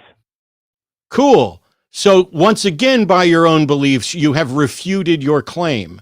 It is absolute nonsense that you absolutely have. I've been quiet. If in fact it is possible for people to have confirmed knowledge that God exists, direct experience with God, and still choose not to worship, then your claim is false by your own beliefs. No, because with Adam and Eve, you're talking about something that happened pre-fall. How many fucking post-hoc rationalizations are you going to make up in order to try to keep your thing? I gave you Satan. I gave you Adam. The Bible actually presents. No, sir. You don't just get to pull shit out of your ass every time you've been defeated. I haven't been defeated. You absolutely have. Go back to the Bible. You absolutely have in simplest form. This is kindergarten philosophy right here. If you believe X is not possible, and I demonstrate that your own beliefs lead to that possibility, and you affirm that possibility, and then you say, oh, but that's a different scenario, then what you're engaged in is the fallacy of special pleading. No, because I had what you asked me about was humans, and then you bring up Adam and Eve are a different situation than other humans. Adam and Eve are humans? Go back and look at the tape. You asked me. Adam and Eve's humans. Adam and Eve humans. Adam and Eve humans. They are human. Thank you. Then don't you dare pretend that I changed the No, Greg. You don't get to fucking pretend that I changed the topic to something other than humans while you're acknowledging they're humans. You have a shit argument and proved they're humans, but then we have to talk about the difference in time period. And I've told you that there's a difference when you talk about fall and pre-fall. No, you have to demonstrate. You have to demonstrate. No, Greg. You have to demonstrate that there was a fucking fall and how this actually changed anything else. Are you saying that nobody after the fall could have experience with God and still willfully choose not to worship? Yes. Prove it. I can't. I'm telling you that's a step of faith. You're just talking out of your ass. Then you're just talking out of your ass. I'm talking out of You're making shit up again, Arnold. You're making shit up again, Arnold. Well, no, Whenever I demonstrate that your logical argument is flawed, no, I'm going to mute you because I'm tired of you fucking talking over me after I sat here and listened to all this shit. Every time I demonstrate that your argument is fallacious, you pull something new out of your ass. And then when I ask you to prove it, you can't. So of what use are you for conversation about the existence of God? Am I back on? I didn't know. I just asked you a question. Okay. I said I was putting you on hold, and then I asked you a question. You going to answer it? You asked of what use am I to have this conversation? Yes. I think I'm of the use from the standpoint of that you've got a difference of faith versus no, and the question of whether or not your faith is based in anything of substance. And I don't know that we've really gotten down into that at this point, because I would go take it to the Bible and then we talk about proofs of the Bible. Is there any position? Is there any position that one could hold on faith that could be wrong? Yes. How do we tell the difference between? How do we tell the difference between a position held by faith that is true and one that is not true? How do you tell the difference? You can't. You're going to find out. So faith is not a reliable path to truth, then, correct? It is a reliable path to truth. Go in the end you end up finding. Brandon, he's all yours. I give up. You're not going to know whether or not you come to the truth until the end. I give up. Faith is garbage. Faith is the excuse people give when they don't have a good reason. I just hand-walked you into yet another fallacy where you asserted the exact opposite of what you actually demonstrated, Greg. If faith can lead you to true positions and false positions, and you have no way of telling which ones are true or false, then faith is definitionally not a reliable path to truth. And as soon as I tried to get you to say that, you decided to say the fucking opposite. You are dishonest, Greg. You are dishonest with yourself. I disagree. I know you disagree because you're lying to yourself. Here, Greg. Is it possible that someone could have a faith-based position that's true? Yes. Is it possible that someone could have a faith-based position that was false? Yes. Can you tell, how would you tell the difference between a faith-based position that's true and a faith-based position that's false? Again, I don't know that there is an answer to that. Correct. And if that's the case, if that's the case, then faith is not a reliable path to truth because you have no way of demonstrating when your faith-based position is true versus when your faith-based position is false. Okay, I understand what you're saying now. Okay, well, here's the difference, because I don't think of a faith-based step as being one that's 100% a leap. I think there are reasons that you lead up to. Okay, so I'm muting you so that I can make this point. At no point did I talk at all about whether or not it's a leap. This is what religion has done to your brain, Greg. Religion has polluted and poisoned your brain to where you cannot be honest. It took so much effort to get you to acknowledge that faith is not a reliable path, even though you're the one that initially acknowledged that you have no way of telling the difference between a faith-based true and a faith-based false belief. But at no point did I talk about a leap. And so instead of addressing the fact that you made the claim, which I demonstrated is unreliable, you now want to change the subject again to whether or not faith is an unrealistic leap versus a reasonable leap. I don't give a fuck, Greg. I didn't mention that, and it has nothing to do with your fallacy or the fallacy before that or the fallacy before that. Do you have a non-fallacious argument supported by verifiable, independent evidence to demonstrate that a God exists? We already know the answer is no, because you started 35 minutes ago by saying there's no way to demonstrate that God exists. So then why are we wasting time if there's no way to demonstrate it? Well, I think you'd have to go to the evidences that actually point you in the direction towards whether or not it is reasonable to make that step of faith.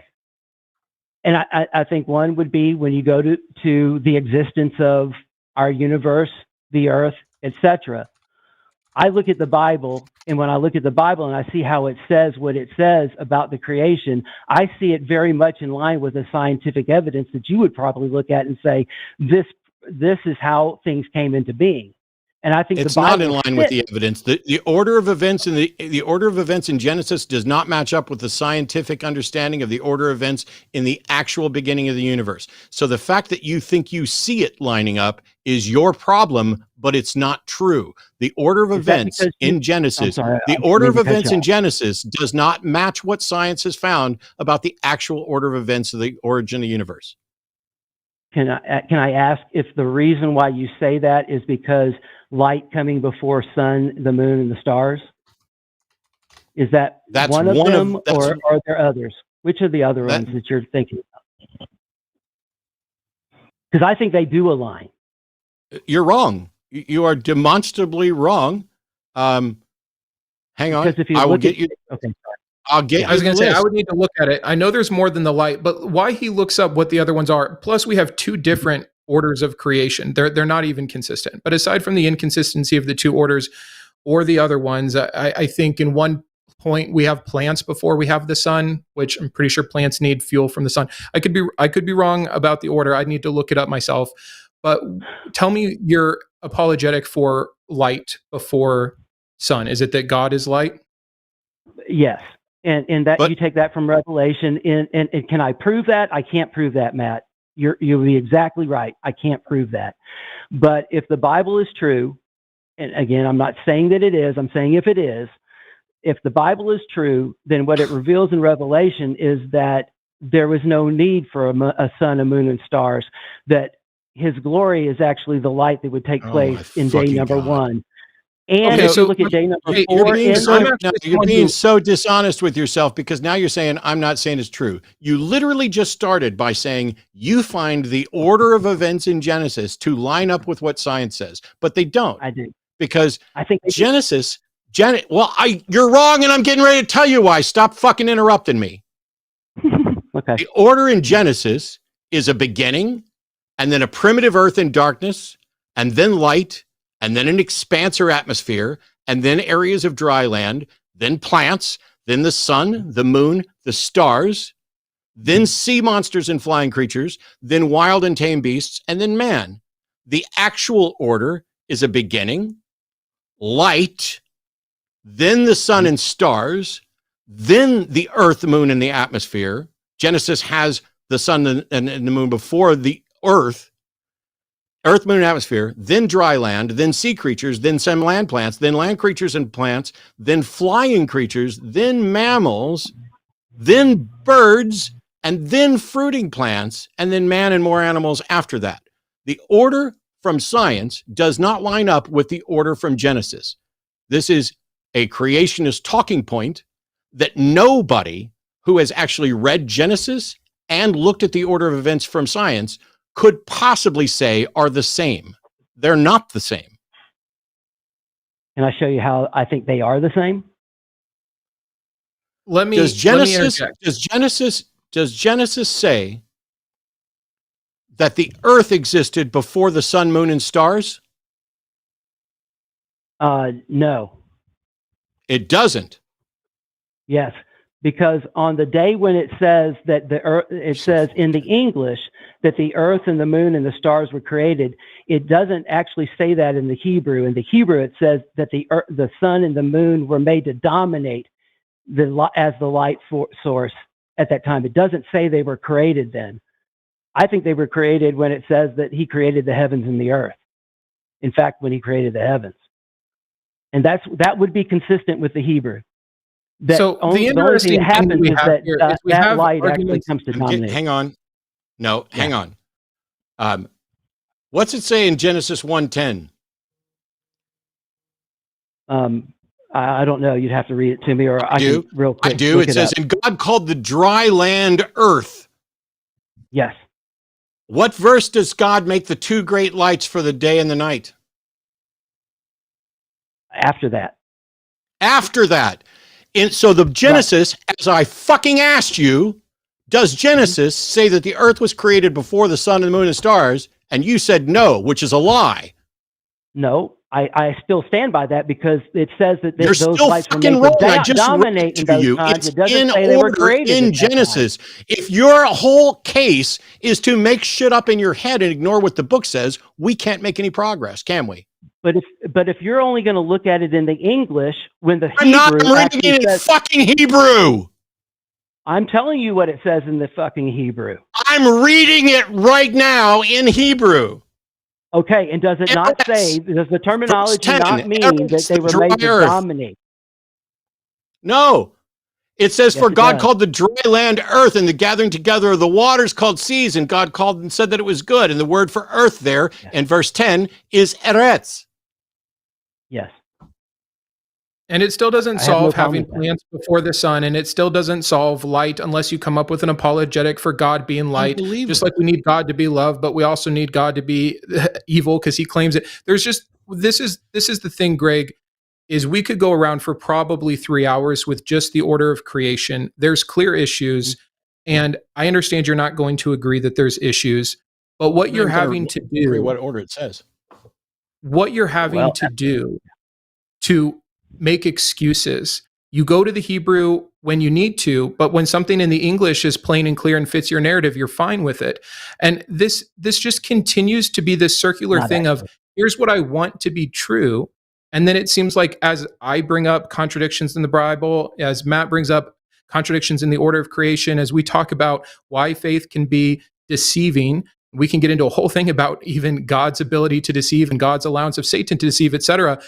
At each point where we have said something that is 100% exclusive to what you have said, and then you've even agreed with, you find a way to go back and change it. And this is just what happens when you'd rather believe something than find the truth of it. And this is the whole thing that Matt and I continue to fight against is, and you were so close on that first one. There was that intellectual honesty of, oh, that would be a contradiction if that's what it says. Let me do my due diligence, look it up.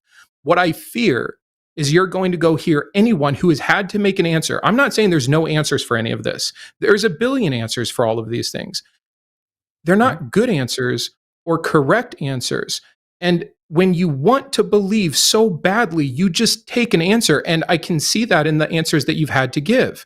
If you really believe that God created light, you wouldn't have to talk about, oh, the order of light was wrong, so I'll go with God is light. Like, these are just obvious mental gymnastics that show how much you don't care about the honesty you say you do. Well, that is unless God actually in truth was a light. And the question is, how do you prove that? You can't prove that. I think we're probably at a stalemate, man. I would just encourage you. Yeah, and obviously, these are beneficial to a point, and I think we've probably reached that point. But man, I just encourage you, if you're fighting this hard to make things that clearly, in my opinion, cannot work, not just don't work in English, they're fundamentally, like, go read it in Hebrew for yourself, figure out the difference between earth, figure out that plants came before sunlight and that's an impossibility. You can still talk about Genesis being allegorical and the order not mattering, which is what the theist then steps down to. And many theists have, that the order doesn't matter. God's just talking about a story to help us understand how all the parts came. It's just so unnecessary, because if you're going to have all these different excuses, I don't know. It really seems like you don't care about the truth of the matter. And I would just encourage you, man, to do everything you said you're going to do. Okay. Yeah. Do you mind if I just state one thing about the days and the order? I do. Okay. Because I wasn't done. I'm going to make one other statement. This has nothing to do with whether or not plants can possibly exist before the sun. I don't care. If we want to say that there was light and that's what allowed the plants to exist, that's fine. You can make excuses like that all you want. You can do post hoc rationalizations like that all you want. The fact of the matter, the undeniable fact of the matter, which you are denying, is that the order of events, I'm not saying it's not possible for plants to exist prior to a sun. If God is making stuff, God can make whatever he wants possible. I'm saying the order of events listed here is fucking wrong. The sun did not come into being after plants already existed on the earth. The findings of science are that our sun existed prior to and is older than the earth, which means that the plants on the earth can't have existed before the sun. By science, you're saying you find the creation account in agreement with science, and you are factually incorrect. And I put it up in Hebrew just so you can look at it.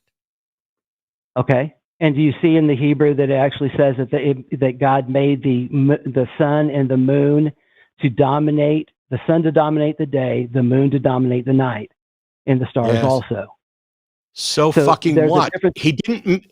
If he made them after the plants, it's wrong because the plants came after. Yeah, but I'm not sure you're seeing the nuance in what it's actually saying. It's not saying that he created them at that time. Greg, I don't give a shit about your nuance. You're a liar. But that's the way the Hebrew reads. That nuance. It's literally right on the fucking screen in Hebrew instead of me. You can pretend that you understand this better than me, but you are wrong about the order. Full stop. Undeniable, wrong about the order, factually fucking wrong about the order of events in Genesis compared to the factual fucking order that science has confirmed. You can talk about all day about how possible it is, or how God can make it possible, or how this verse means that he was just describing what the sun and the moon were made for, and they were actually made on day one. You can do all that, but now you've departed from the text and are injecting the bullshit you need to do to try to line it up with the science, because it does not line up with the science. Okay, so I told you that the sun came to dominate at that time. That means it already existed at that time. So it existed before the plants were created. And I think that's what actually the Bible is saying when it says that it came to dominate at that time. I give a fuck what you think, Greg. I give a fuck what it says. That's what the Hebrew says, Matt. That's what no, the Hebrew it's says. not. It's not what I think. Which is why it's been an issue for ages. You come in and you found a way to massage your understanding so that you can think there's no conflict, but there is a conflict. Not if it means to dominate, as opposed to being created at that time. Greg, I am done with you now. I think we've got to drop it. Thanks, Greg. I did. I appreciate, by the way, everything that Brandon's doing and trying to get to somewhere. But when we got a call that says, hey, I don't think you can prove God, but I think there's a reasonable case for God. Okay, what's the reasonable case? And we go through one thing after another, and we get to, I think the order of events in Genesis lines up with science. Well, it doesn't. Well, I think if I massage the reading so that the sun and the moon actually existed beforehand, but they didn't dominate the day and night until, this later verse. Okay. Well, you know what? If I just make shit up, I can make anything seem like it works that way. Well, that's what the Hebrew means. No, it doesn't. It does not. I think if anything, it's a reason that people have struggled with this. Oh, yeah. But you know what? The silver lining is I think it's an excellent anecdotal case study of just showing the believer's mind. I used to be like this. Oh my gosh. Trying to jump to the next thing that sounds good. And then you get what I would consider now kind of irrefutable proof back to the opposite, and finding a way to make it work instead of considering that you're wrong. And it's just unfortunate. And I hope Greg goes and looks some of that stuff up. But it's just wild. When you want your feelings to matter more than the truth, it's just never going to work. Yeah. I mean, the book says what it says, and you can make an attempt to say, that's the thing. But if you read through Genesis, and I'll go through it in English, it's starting in verse 3, let there be light. Now, what Greg would like to say is that this is when the sun and the moon were created, but that's not how it's actually described. And what happens beginning in verse 10 is that after we've divided the waters from the waters and divided the waters from the dry land, he calls the dry land earth, gathers together the waters into seas. Then the earth brings forth grass, herbs, seeds, fruits, trees, all of those things, which is also not the correct order according to science. Those things, some land plants come about after sea creatures, but in any case, this isn't the order. And so what's the best thing that anybody could say is, well, Genesis shouldn't be read as if it's listing things in order. Right. Okay. That was going to be my next point to him. Like, you can't even agree. Christians do not agree on the best way to handle the clear issues with this. And so what are we to do? Fight 5 different fronts of why all of their excuses don't even work together. It's just, it shouldn't be confusing from a perfect God with perfect truth. This is the thing that Greg couldn't do. Because if Greg had said, the events in Genesis should not be looked at as if they're in order. Fine. If you don't look at them as if they're in order, then they cannot match the order of science. So you don't get to claim that the order in Genesis matches the order in science, because it doesn't. And if you want to claim that the order in Genesis is irrelevant, then your claim that it lines up with science is also wrong.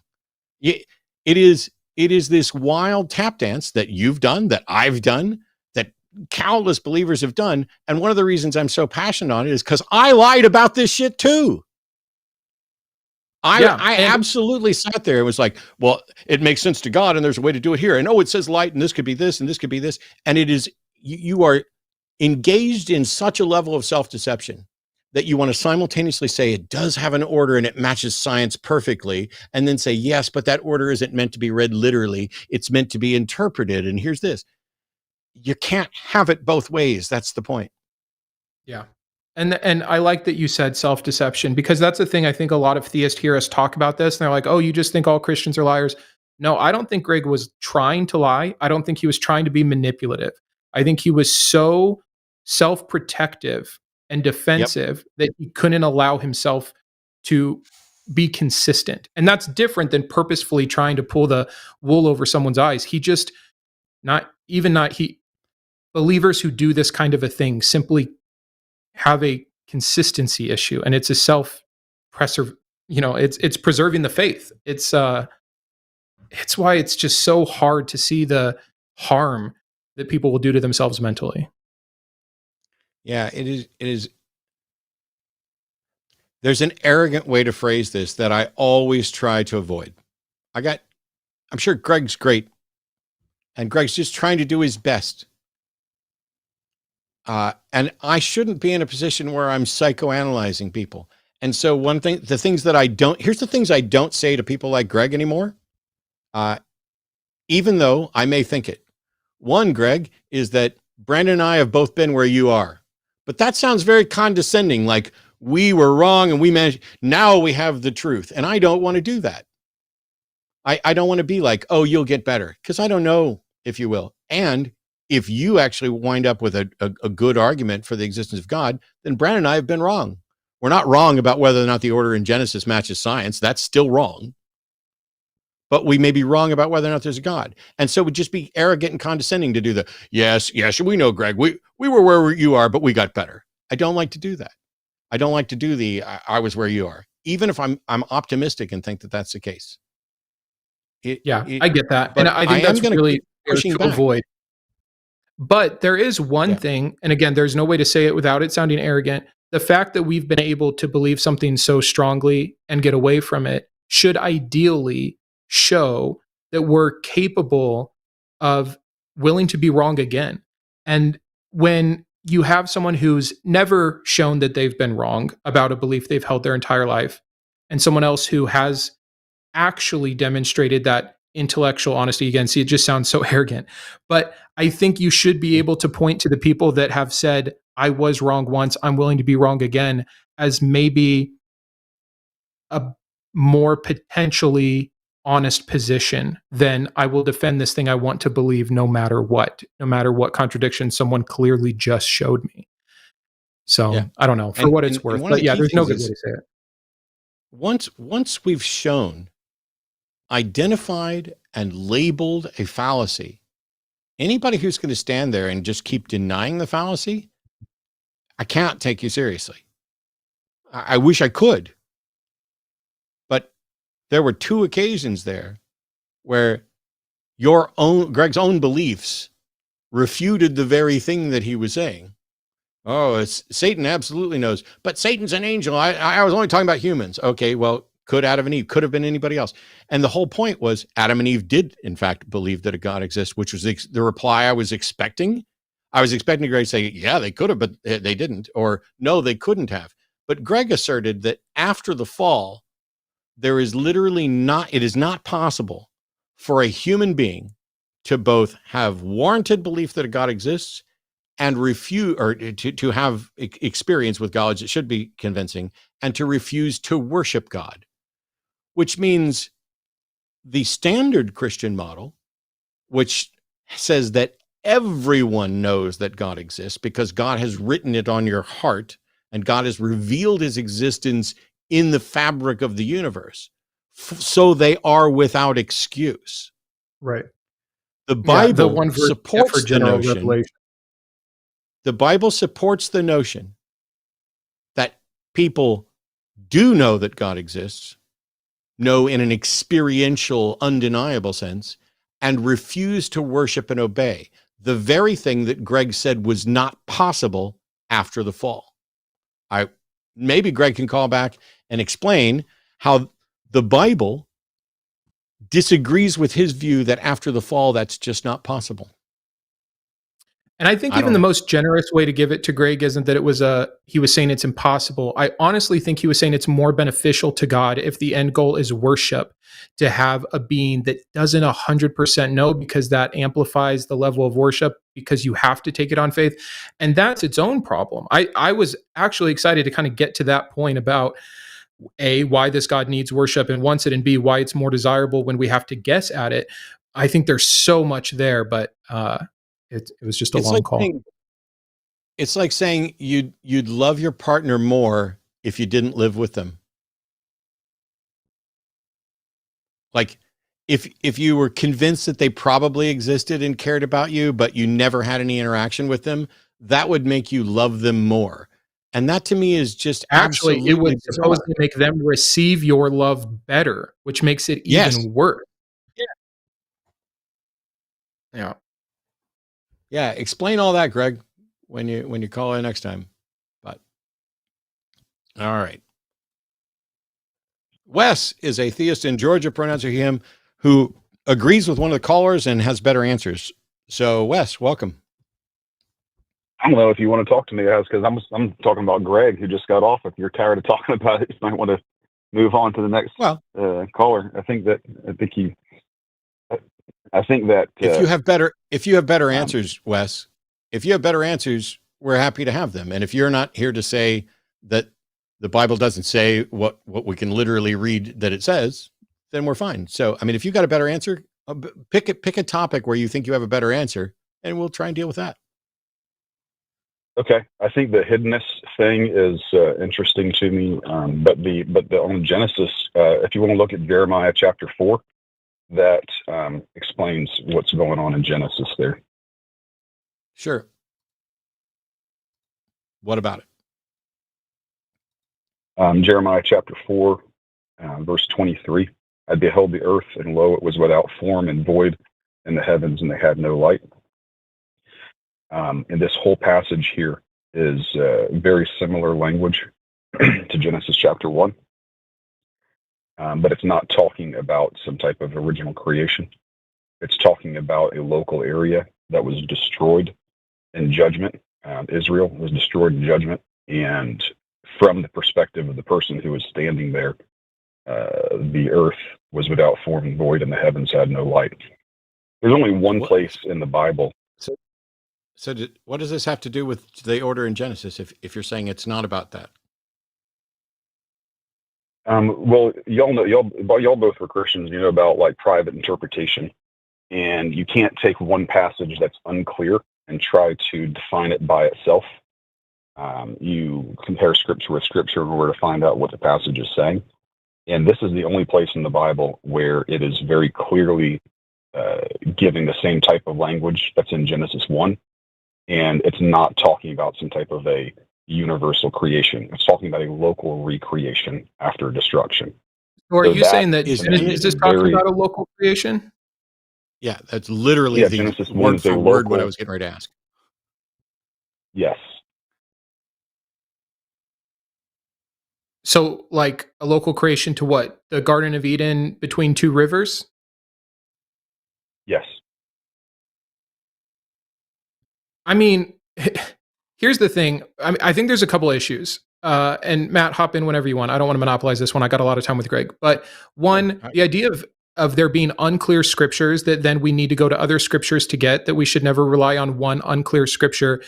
Having an unclear scripture is an issue in and of itself. Having to be so subjective to be the person that determines which scripture is unclear. You could get 100 Christians in a room and you would get 99 different answers about which scriptures are unclear and need to be backed up by other scriptures and which scriptures can stand alone. So the subjectivity of that makes it almost useless, I think.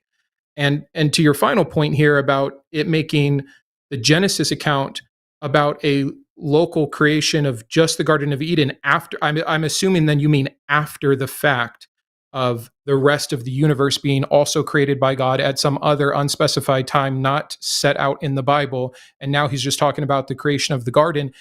Even if we granted that, it doesn't make anything more valid, I think. I maybe you can explain what you're trying to get at more, but I simply don't understand what it would help with.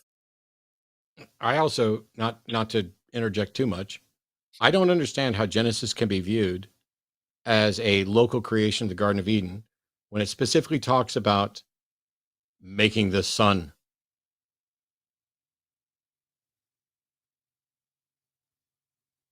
It's from the perspective of the person that's standing on the ground. The same as Jeremiah looked around. There wasn't a person. There's not a person standing on. There's not a person. There's not a person standing on the ground. There's not a person.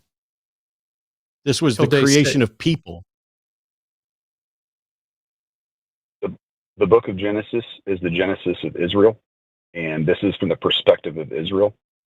This is the beginning of Israel, and this is the beginning of the land of Israel and the people of Israel. That's what the genealogies of Genesis are. That's what the beginning of the entire thing. It's from the perspective of the writer of Genesis. Why would there be a garden on earth for which a firmament needs to be created that has stars in it? Well, according to Jeremiah, it was because the entire area was covered by dark clouds. It seems to me more plausible. So Jeremiah is not talking about Genesis. Jeremiah is using the same language as Genesis, so it can help us understand what's talking. Hang on. It gives this a light. Hang on. If Genesis, instead of talking about the creation of everything, is only talking about the creation of Israel or the creation of the Garden of Eden, what makes you think that Jeremiah chapter 4, because it happens to have a verse that uses some similar language, is also referring to that? Jeremiah chapter 4, we know exactly from the context of chapter 4 that it is the prophet Jeremiah looking around after the destruction from Babylon and looking at the land that was destroyed in judgment from God. I know that. So that's not what I asked. Why is it nobody can answer the questions that I actually ask?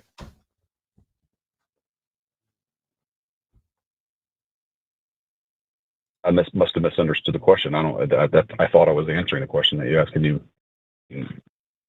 I think the problem is we're making a huge assertion before we ever go anywhere further. And your assertion is that if the Bible verses separated so far apart have similar wording, then they're referring to the same thing. But if you follow this logic all the way through, you're going to be screwed in 1,000 other areas. I think it's very clear that Genesis, the beginning here, is trying to take account of before there was anything and God creating the universe, because of the things that Matt is referencing, like stars and the creation of mankind and living animals, etc. That, from the perspective of a person, doesn't make sense because, again, there weren't people during the first 5 steps of that. But then let's follow this through. So do you then believe that the flood was local, even though it says the whole earth?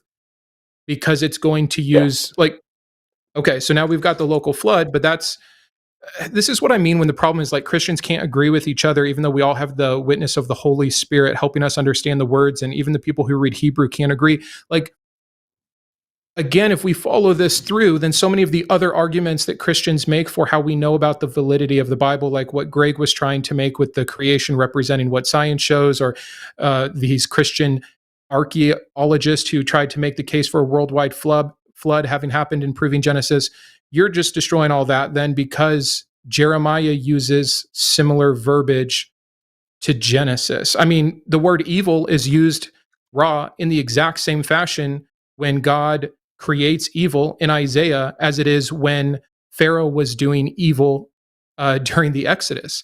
Does that mean God is Pharaoh? Like it doesn't make sense to conflate these things based off words. It's 800,000 words in the Bible from a language that was already limited in its vernacular at the time. There's going to be an insane amount of crossover, and to say that that has to make everything cohesive, man, I don't think that works at all. I don't understand that first claim before we even get down to the difference between Jeremiah and Genesis itself. And on that first claim, if you're going to assert that Genesis 1 is a description of the creation of Israel, how does that make sense when Israel doesn't even exist for 34 more chapters, and there's an entire group of people between Adam and Eve and Jacob who becomes Israel who aren't part of Israel? The genealogy in Genesis 5 and the continuing genealogies in Genesis 10 and further all trace back to Genesis chapter 1, the very first genealogy, yes, where it connects. The first, but no, you can't make Genesis 1 about the creation of Israel just because Israel traces itself back to Adam. The clear presentation for when Israel was created. The clear presentation of Genesis is that Adam was the first man, Eve was the first woman, and they brought sin and death into the world by their disobedience. Genesis 5 is not the first genealogy. What in Genesis 1 shows that this is not about the creation of the entire universe, but is just local? Look at Genesis 1, chapter 28. Genesis 1, verse 28? God said, bless. Yes, sir. God blessed them. Bless them, be fruitful and multiply. Fruitful and replenish the earth. There were men that were there before them. That's not what that's not what that means. But even if it did mean that, what about this shows that it's not the creation of everything? Replenish, I mean, the specific word there, so the Hebrew language is a little limited, but it is to fill. The fact that it's repeatable is about, hey, we're going to reproduce, but that doesn't mean that there were people here before. The word replenish in Genesis 1:27 is the same word replenish in Genesis 9, chapter 1, when Noah and his family got off the ark. There is no word replenish in 127. It's 128. Excuse me. Sorry. Yeah, it's Mala. 28. It's Mala. It's Hebrew 4390. I'm looking at it right now, and it's a primitive root, which means to fill, to be full of, in wide application, literally and figuratively.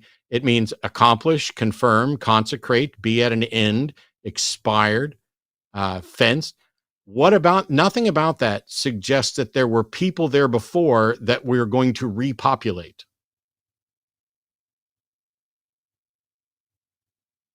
It's the same word that's used in Genesis chapter 9, verse 1, where Noah and his family get off the ark, and he's told the exact same thing that God tells Adam. So we can... Yeah. If you say, go fucking make babies, you can say that before there are other babies, and you can also say it later. That doesn't... The fact I think it's that a this really word is used in many places doesn't in any way show that Genesis 1 is the story of the creation of just the Garden of Eden, where they're there to repopulate the earth after something else happened. This is nonsense. I'd be more curious to hear your divine hiddenness take, because I think this is going to be, I think it's so very out there and fringe, and maybe you solve the Bible and I'll need to go back and look at every interconnected wordplay. But you said you also, and Matt, if you want to stay on the Jeremiah versus Genesis connection, but if you say you also have a better antidote for divine hiddenness, I think that's something that might be more. One thing before we get to divine hiddenness is this: did the author of Jeremiah have access to Genesis? Yes. So why is it remotely surprising that the author of Jeremiah might use some poetic language that echoes Genesis? It would be surprising if the poetic language that he used was only possible to talk about a universal creation when he was using it to show a local destruction and recreation. No. That's not the way language works. When you say, I saw this area and lo, it was void, that doesn't mean that, if I can use this language poetically to describe an area of earth, then that means this other usage, it must also be poetic and narrow and not literal. That you don't get to do that. You have to actually make the case for that. You don't just do it to assert it out of convenience. Yes or no? Does the bulk of Judaism consider Genesis 1 to be a description of the origin of the world? Does the bulk of Judaism? I'm sorry, is that what you said? The bulk of Judaism? The bulk of Jewish scholars over the history of Judaism, do they consider Genesis 1 to be descriptive of the creation of the world or the creation of the Garden of Eden only? I don't take the bulk of Judaism as an authority over the Bible. Of course not. I am Christian. They're only the fucking experts on this, but you go ahead and say whatever you want. They missed the Messiah. I missed the Messiah. Everybody missed the Messiah. There's no evidence that there's ever been a Messiah. You're going down an esoteric path and just by convenience dismissing all scholarship. But that's fine. Okay, I guess hiddenness is up.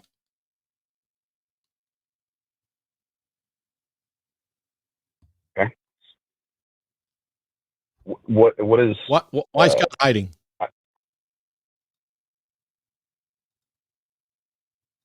God is not hiding. Cool. God is. Where is he?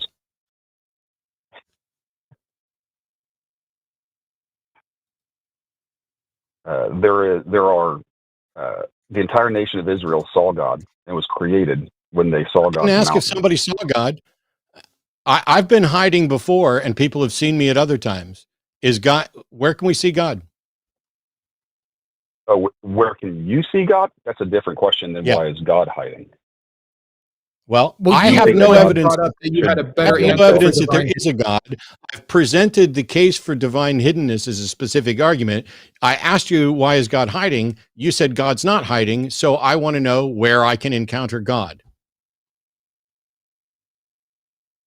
God is not, just because he hasn't revealed himself to you, doesn't mean that he's hiding from everyone at all times in history. Well, he's clearly many ways. Many times. Wes, I don't know why you're doing this tap dance when you have to know by now that it's just going to piss me off. How do you know that God isn't hiding? What evidence do you have of encounters with God that would suggest that God isn't hidden?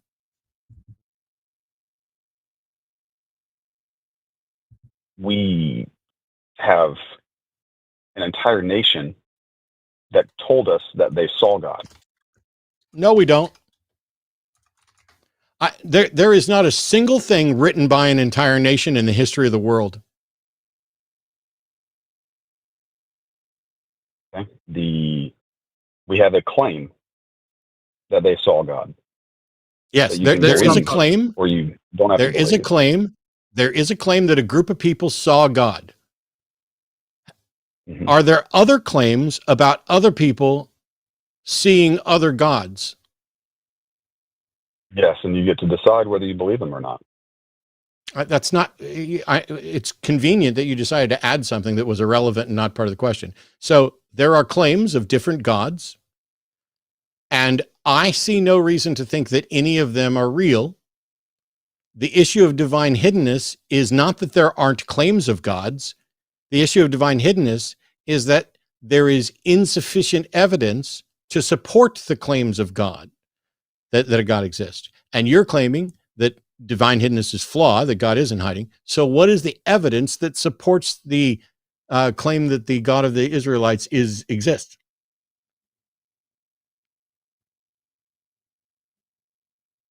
I'm a Christian. I believe that the God of the Christians tells us that we do not have evidence. Did I ask what your religion was or what you believe?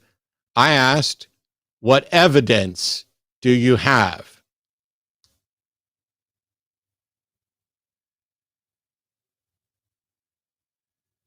Christians do not believe because of evidence. Didn't ask what Christians believed. I asked, what evidence do you have? I don't require that kind of evidence. Then I don't require further conversation with you. Thank you. Yeah, I think the problem there was he didn't understand the argument of divine hiddenness. He said there isn't an argument of divine hiddenness, essentially.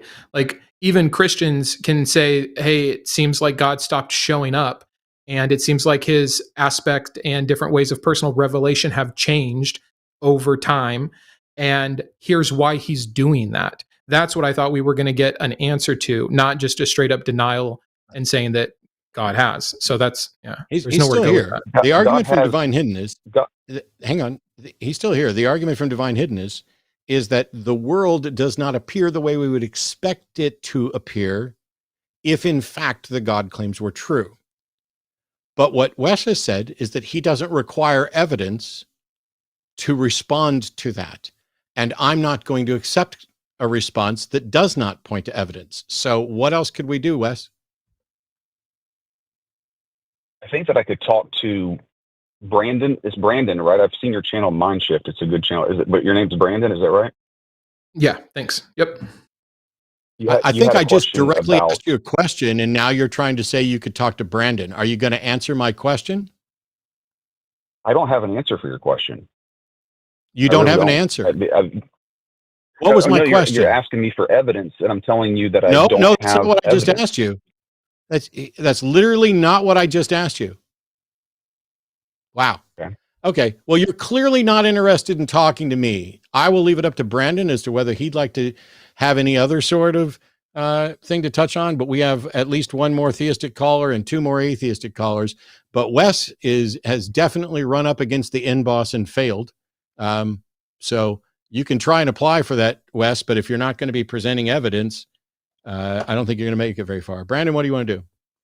I think there's two of us on the show. I get if you and Matt aren't clicking right now. If you want to have a different conversation at a later time, we can do that. But I think, the goal here of this show and this channel is for the three of us to be able to can't just say who you want to work with. If you have like an actual, I'm happy for the two of you to talk though. Wes, if you want to try to tell me why it seems that God has so changed his way in how he interacts with the world versus what we would expect of this God based off both the claims of the Bible and of his past actions, that's more of what I'm truly curious to get an answer to. That would solve a lot of things for me. God changes his way from the beginning of the Bible all the way to the end of the Bible. That doesn't change his nature, but that changes the way that he interacts with man. It's a full theological system called dispensationalism. There are many different ways that God dispenses knowledge of himself to man throughout time, both with visions, dreams, his word, appearances, the incarnation. So let me just ask some specific questions so that we don't get too abstract. Do I need to believe in this God for eternal salvation? You do. Does God say that he doesn't want any to perish, that none should be lost? Absolutely. did God make it easier for other people who have been the contributors of the faith and the writers of the Bible, whether they were prophets or Paul or we won't get to the anonymous gospels or the prophets of the Old Testament, to have that and still have to take some things on faith? But did he give them a certain kind of evidence that we seem to just not get today? Yes, he did. So I understand the claim that someone can act differently at different times and have a consistent nature. Sure. But if his consistent nature in general is that none should be lost, if that's what he says about himself as a truth statement, and if my eternal soul and eternal punishment and at best evaporation at death is on the line, and what I need from this God to believe earnestly, I have sincerely sought him, and he's to me nowhere to be found, not in the validity of his scriptures, not in personal revelation, not in prophecy fulfilled, not in any of the things that Christians use for the reason why they believe. Why is God not showing up in these ways that he has used in the past, that he says are the ways that we can know him, and that have essentially defined his nature by word and action up until modern times? I truly don't understand that. I think there's a few different questions in there. Do you mind if I just break out a question out of that? Sure. Yeah, as long as we're making progress here and it's beneficial, I think, yeah, let's see where it goes. We assume that if God revealed himself to us fully, that we would accept him. But the I don't Bible, assume that. the claim of the... Okay. I mean, let's start with fairness. Many people do not assume that. I mean, that was the entire conversation we just had. Okay. Was Greg or whoever was we went through all the different cases where people have rejected God who had evidence of him. It seems like this is the main answer I hear for divine hiddenness. He can't give us too much because it makes it unfair. Do you believe that if he revealed himself, it's robbing our free will? Is that what you mean? No, absolutely not. That's why I completely disagree with Greg on that. I don't believe that he's playing some type of game to get us to worship more or to love him more, or that. I don't see any scripture that's like some type of a game or something like that. What I see is that you don't just have to believe in God. This is the main issue that I see with atheism. You don't just have to believe to be saved. You have to accept him to be saved. Belief there's plenty of beings, biblically speaking, that believe that are not saved because they believe that he exists, but they reject him, turn away from him. Yeah, it seems like a problem for the Bible, though, not me. I mean, it says believe and be saved. It's also not my fault that it also says elsewhere that works are also required when James adds in that belief or faith without these things is dead. The Bible says many things, but one of which it does say believe and be saved. Now, you might say believe in what specifically? Believe in the personal atonement of Jesus Christ for my sins. Fine, but it's repentance. You know what would help a long way to believe in the right thing? I'm gonna. James, I know. I agree. I'm supposed to stay out of this, but I'm going to jump in for a second. Wes, if neither Brandon and I are one of the atheists who argue on behalf of simple belief, and we instead were asking specifically about whether or not knowledge and awareness of God would necessarily lead to and require worship, adherence, why are you arguing about something that neither Brandon and I believe or said?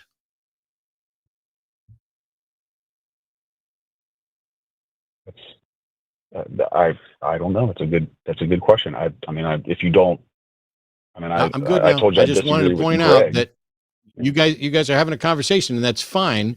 If you disagree with Greg, that's fine, but don't. You're like, one of the problems I see with atheists is that this thing here. Yeah, but now you're straw manning us because neither of us believe that or said that. I apologize. I do not want to straw man you.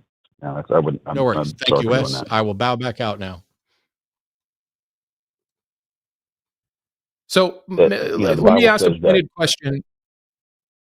Sure. Will it rob me of free will that I supposedly need so desperately for this God to make himself more evident than he has?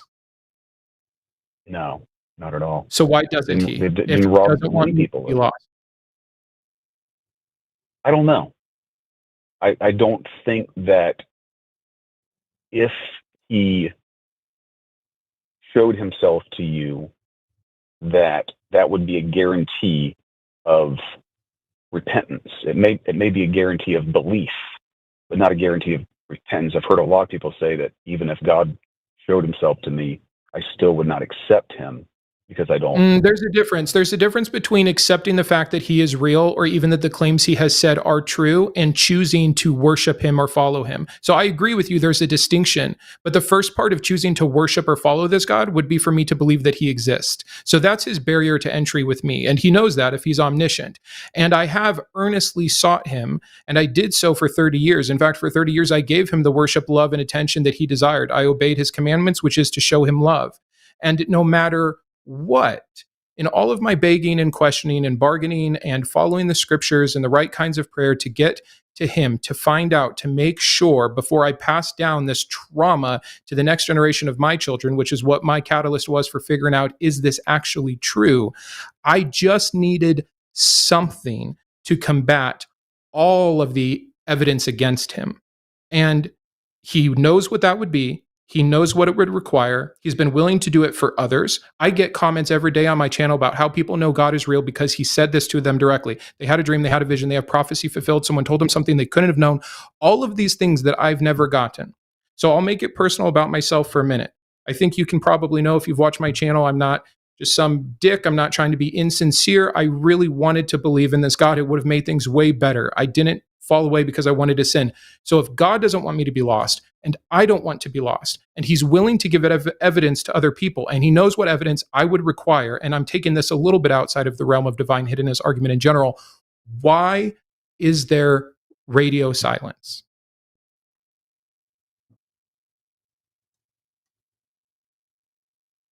Brandon, do you, to try to get at that answer, do you not believe because of evidence against God's existence, or a lack of evidence for God's existence?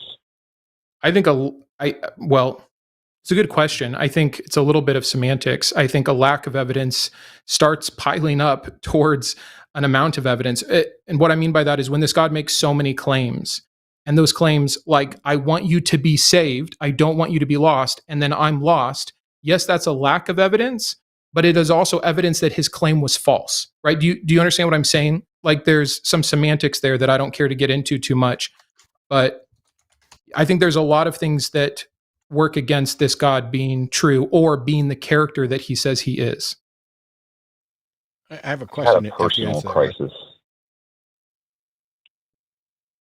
I've had a personal crisis of faith for many years and many times back and forth, as my understanding of looking for evidence for God's existence has slowly been eroded. And I've realized by listening to people like you, really good, honest questioners and doubters, that the reasons that I thought were evidence for God's existence were wrong.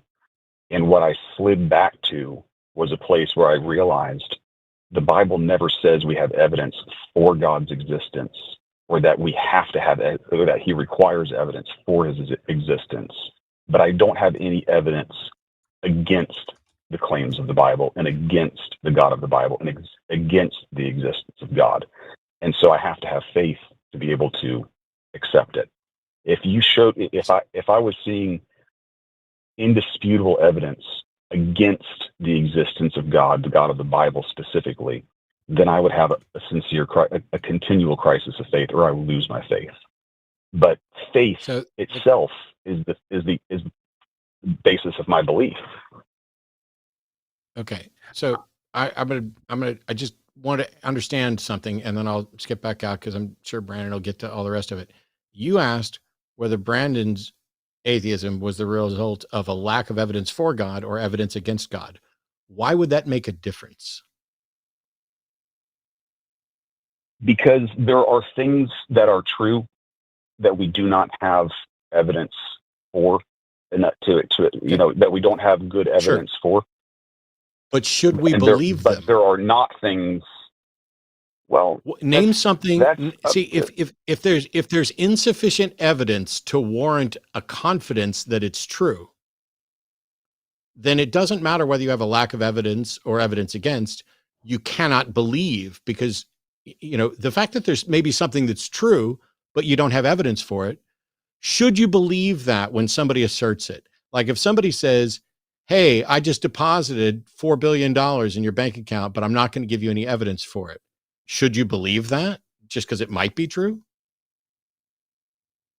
I would definitely check my bank account.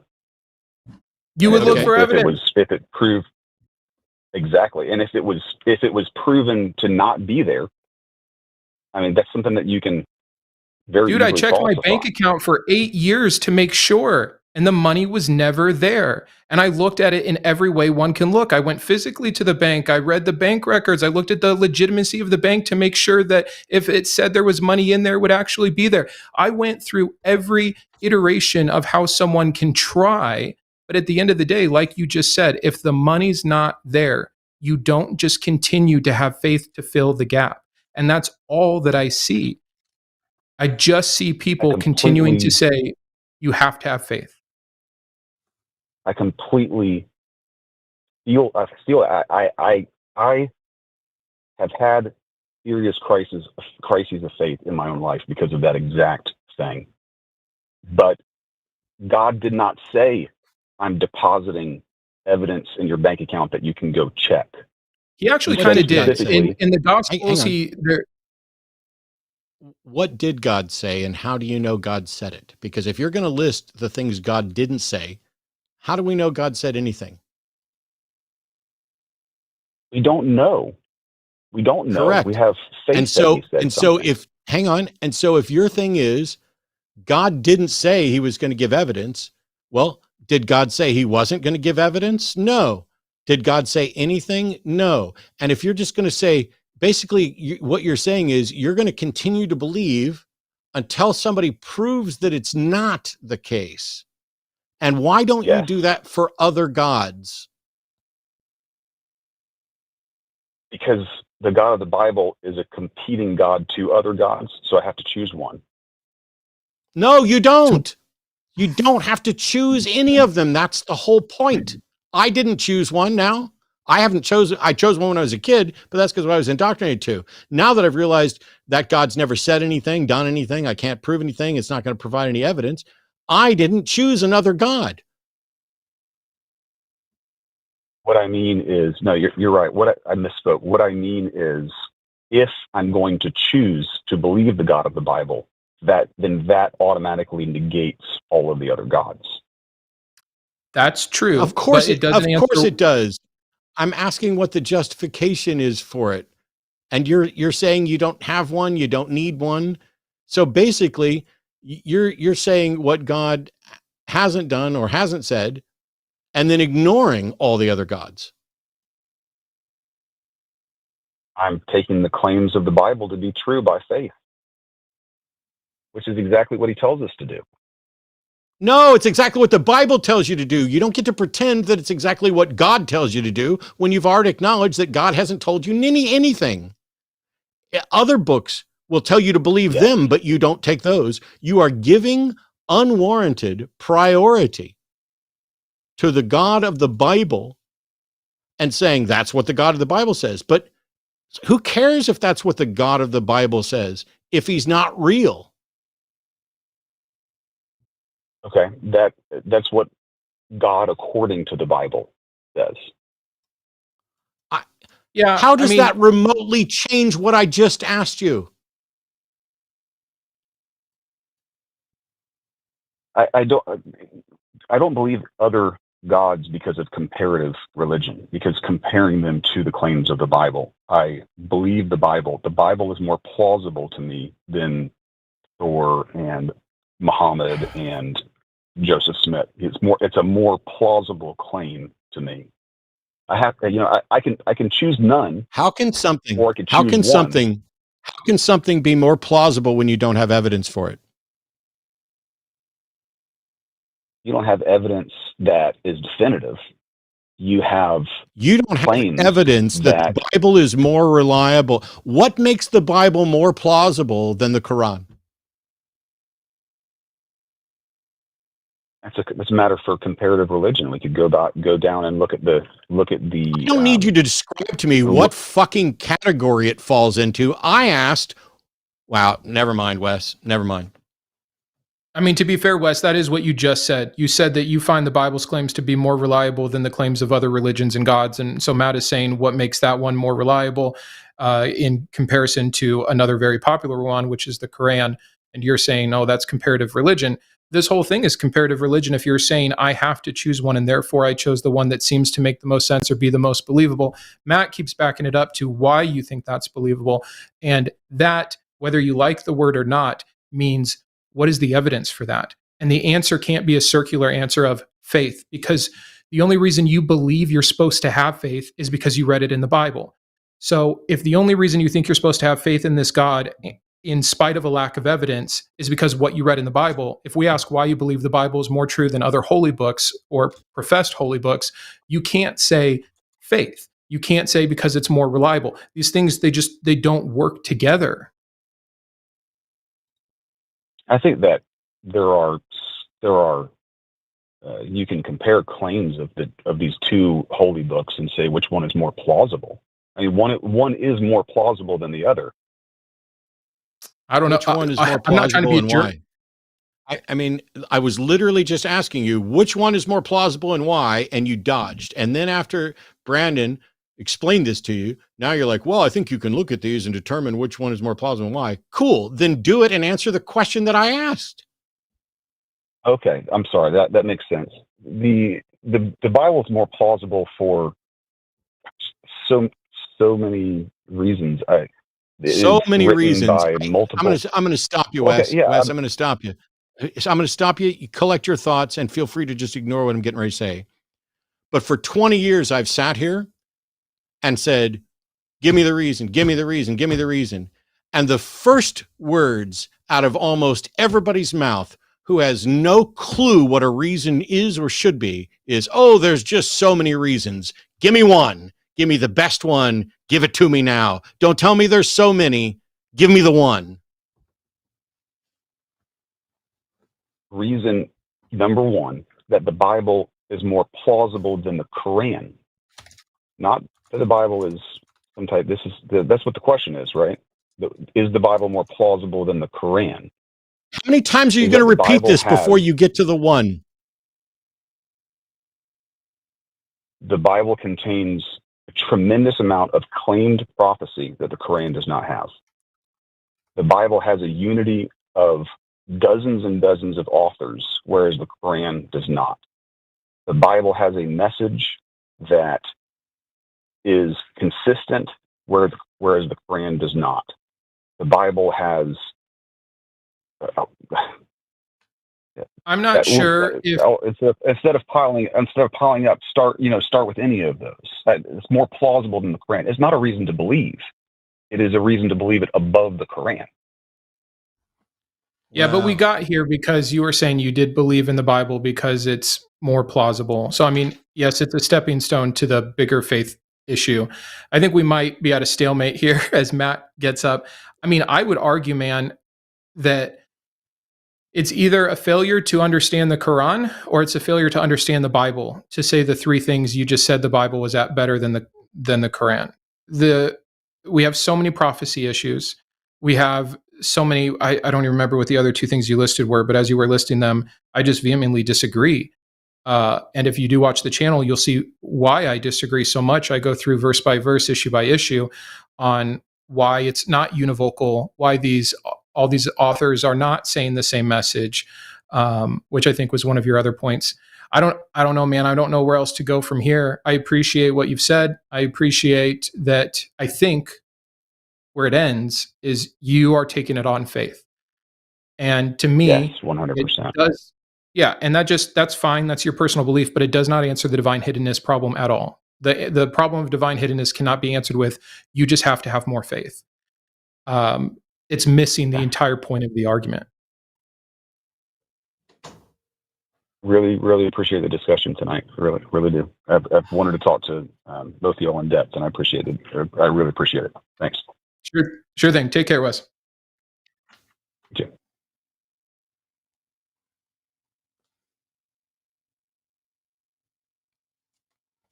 Oh, were you not able to hear the rest of that, Matt?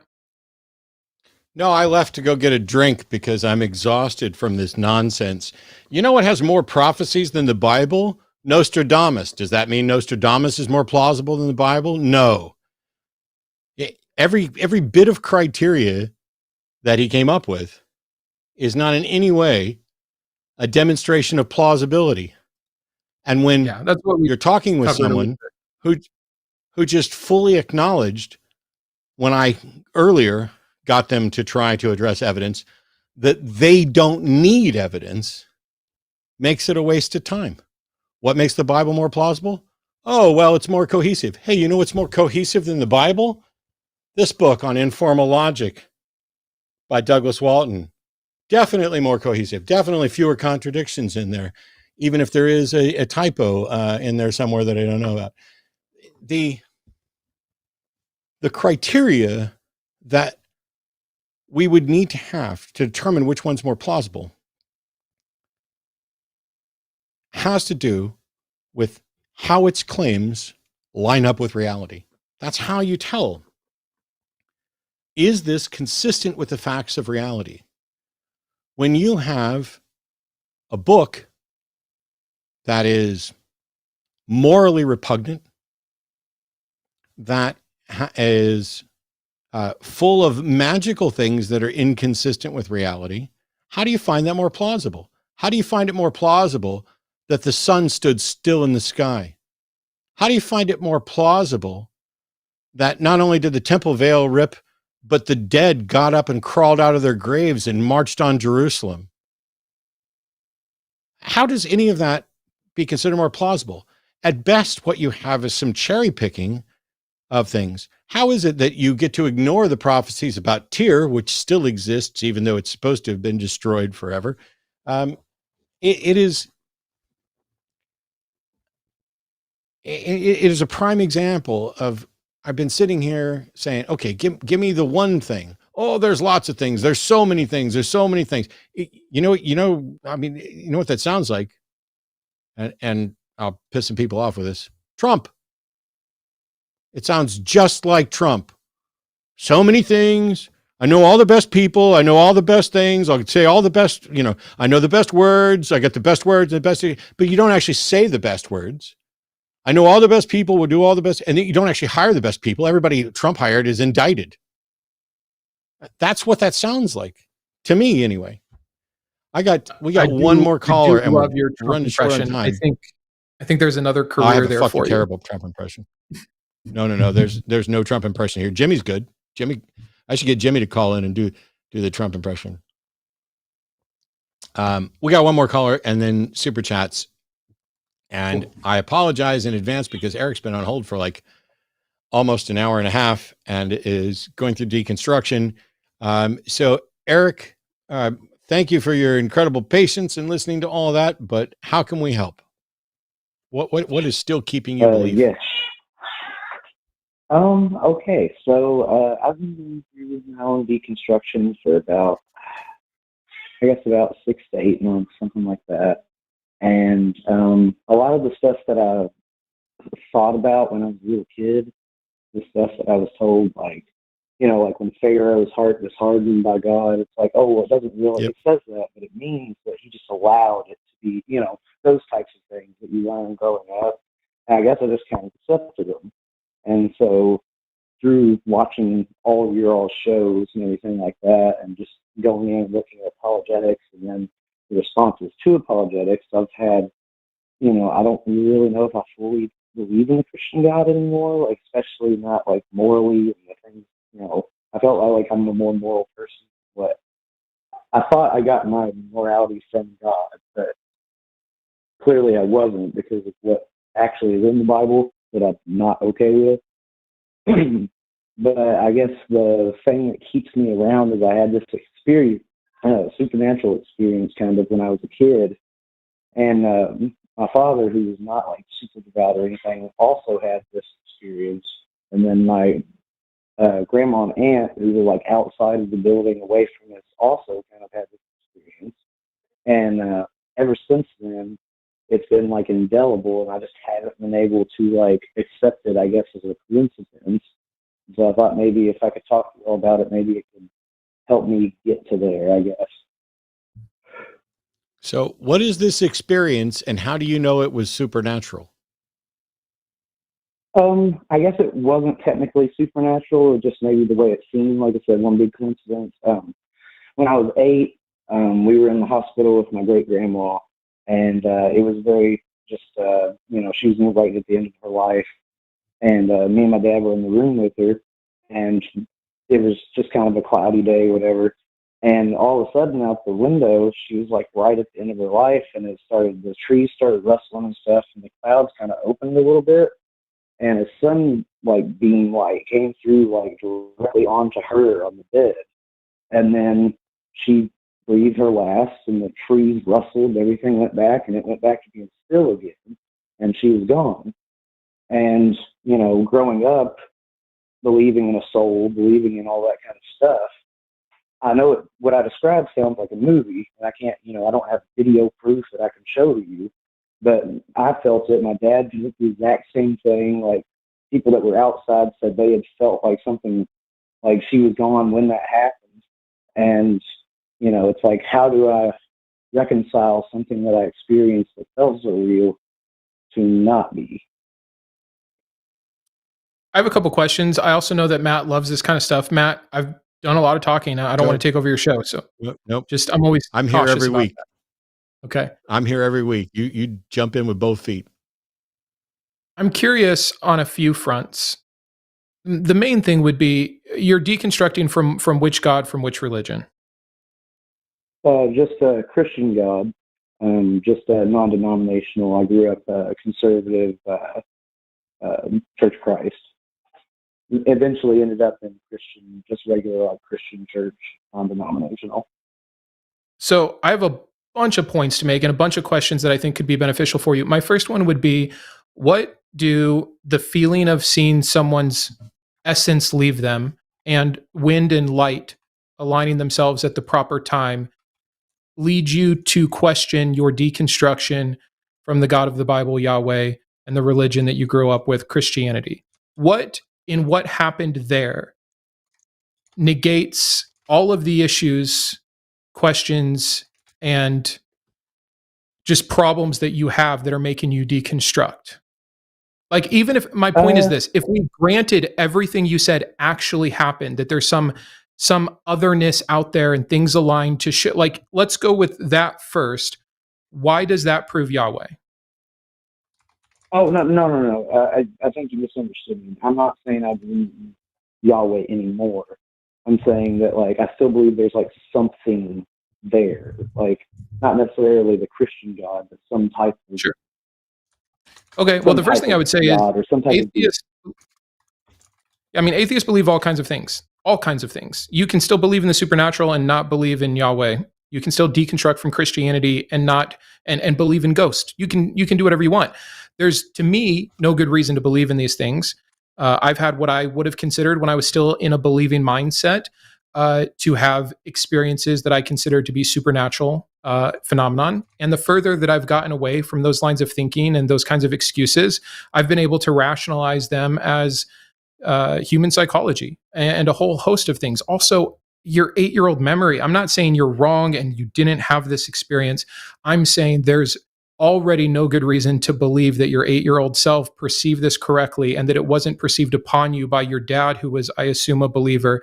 And when you say people outside saw and felt something, that's my first question of, how did you go around collecting these people? Did you only talk to people that there's so many things that if you take the time to objectively step back and work through one by one your age, what your dad may have said, why he said that, what your grandma's reaction was when she passed in relation to the event that happened, if you actually spoke to people outside, how much was it unnatural for wind to rustle the trees? Clouds do move. We know why clouds move and light comes in through a window. It happens all the time. It happened to me yesterday while I was filming and I had to reshoot. That doesn't mean it was a supernatural presence trying to stop me from getting out an atheistic message. I think there's so many things to look at a little more objectively before you just say, this meant that. Would you agree, or do you think it's powerful enough? Oh, I wholeheartedly agree. Watching all the different shows that I watched, and some of the callers that have called up so far, I would have been them maybe 10 years ago when I was coming out of high school, going into college and stuff. But now, everything that I've learned and gone through, I'm kind of how can I call something the truth when there's no objective way to prove that it's the truth? How can I, believe in something? And that's why it's hard, because there is no objective reason to believe in it, but yet it's still something that's nagging there in my brain. Well, that's what I was asking when we first started. Is it causing you pause in your Christian deconstruction to any degree? I don't think so about Christianity, because I don't think that the God of the Bible versus what I would consider a moral God to be would be the same, and that was really the biggest thing. And I realized how immoral certain parts of that God are. I think there are other aspects of it, like community and things like that would want to keep me more around than necessarily the belief in that God. Yeah, I'm going to turn it to Matt in a second, because my answer isn't emotionally satisfying, but it's this, and I think that it's powerful. It's something that has helped me. And keep in mind, I don't believe in anything supernatural. I just don't. If something comes along and there's good proof for it, I'll believe in something supernatural outside of religion or this particular God. That's fine. I'm agnostic to it, is a better way to say it. And it's fine. I'm fine with the mystery. I'm fine with certain experiences happening that I can't explain, because I've had so many experiences that I used to think couldn't be explained that I've seen explained, that I'm going to err on that side, and it doesn't affect my life in any way. Best case scenario, you experience something real, and it was a sweet moment, I'm assuming from the way you're talking about it, when your grandma passed. And maybe that happened because the height of the emotion, and maybe it's helped you embrace her death. I'm not even saying they're inherently bad. I just think these things don't matter. What my concern is are we believing in things that are potentially harmful, and are we organizing our life around them and affecting those around us because of that belief? So for me, I don't want to say I don't care. It's just, if it's not preventing you from leaving a harmful, or what I believe to be potentially harmful religion that's going to affect the rest of your life, then I wouldn't pay it too much attention, other than this weird thing happened when I was 8. But that's my answer. And again, I know it's completely not emotionally satisfying. So, Yeah, Matt, I'm very curious. I can understand that. No, I mean, Brandon and I are on exactly the same page. The questions that I had were, okay, something happened when you were 8. Do you know what it was? I think the answer is no. And so if you don't know what it was, and then you're done.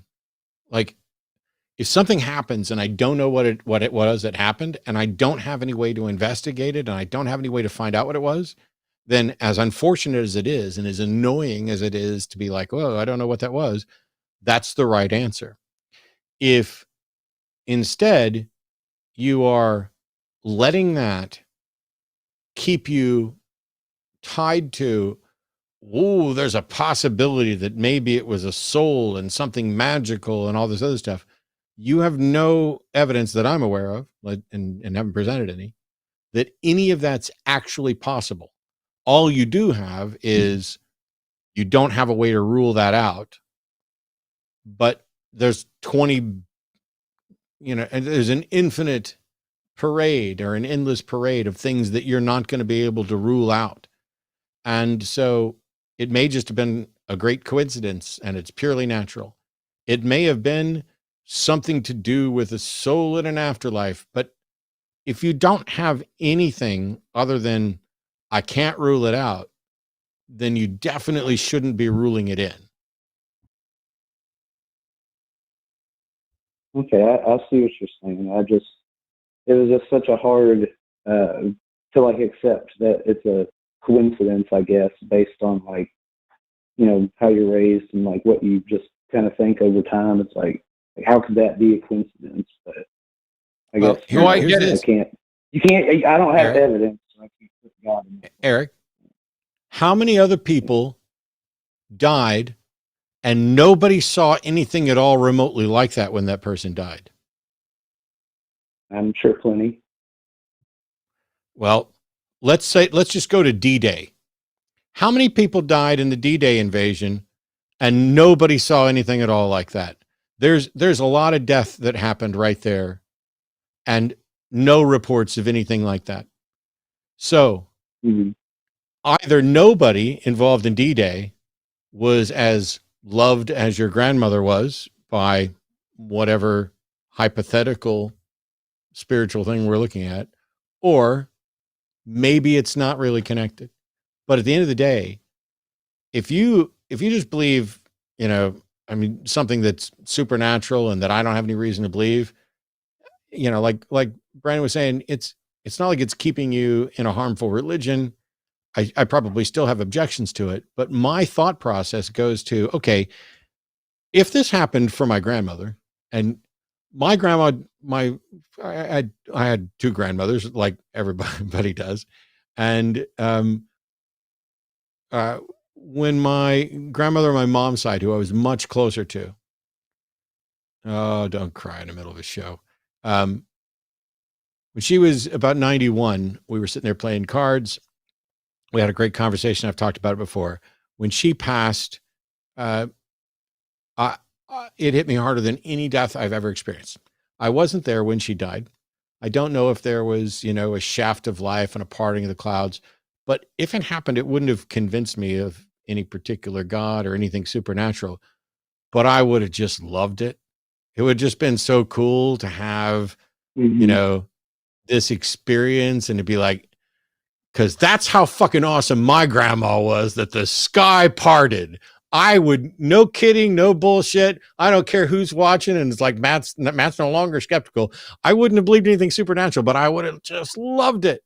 And then I would have said, why doesn't it happen for everybody? Why didn't that happen for my other grandmother, who also was of the same religion, loved Jesus just as much?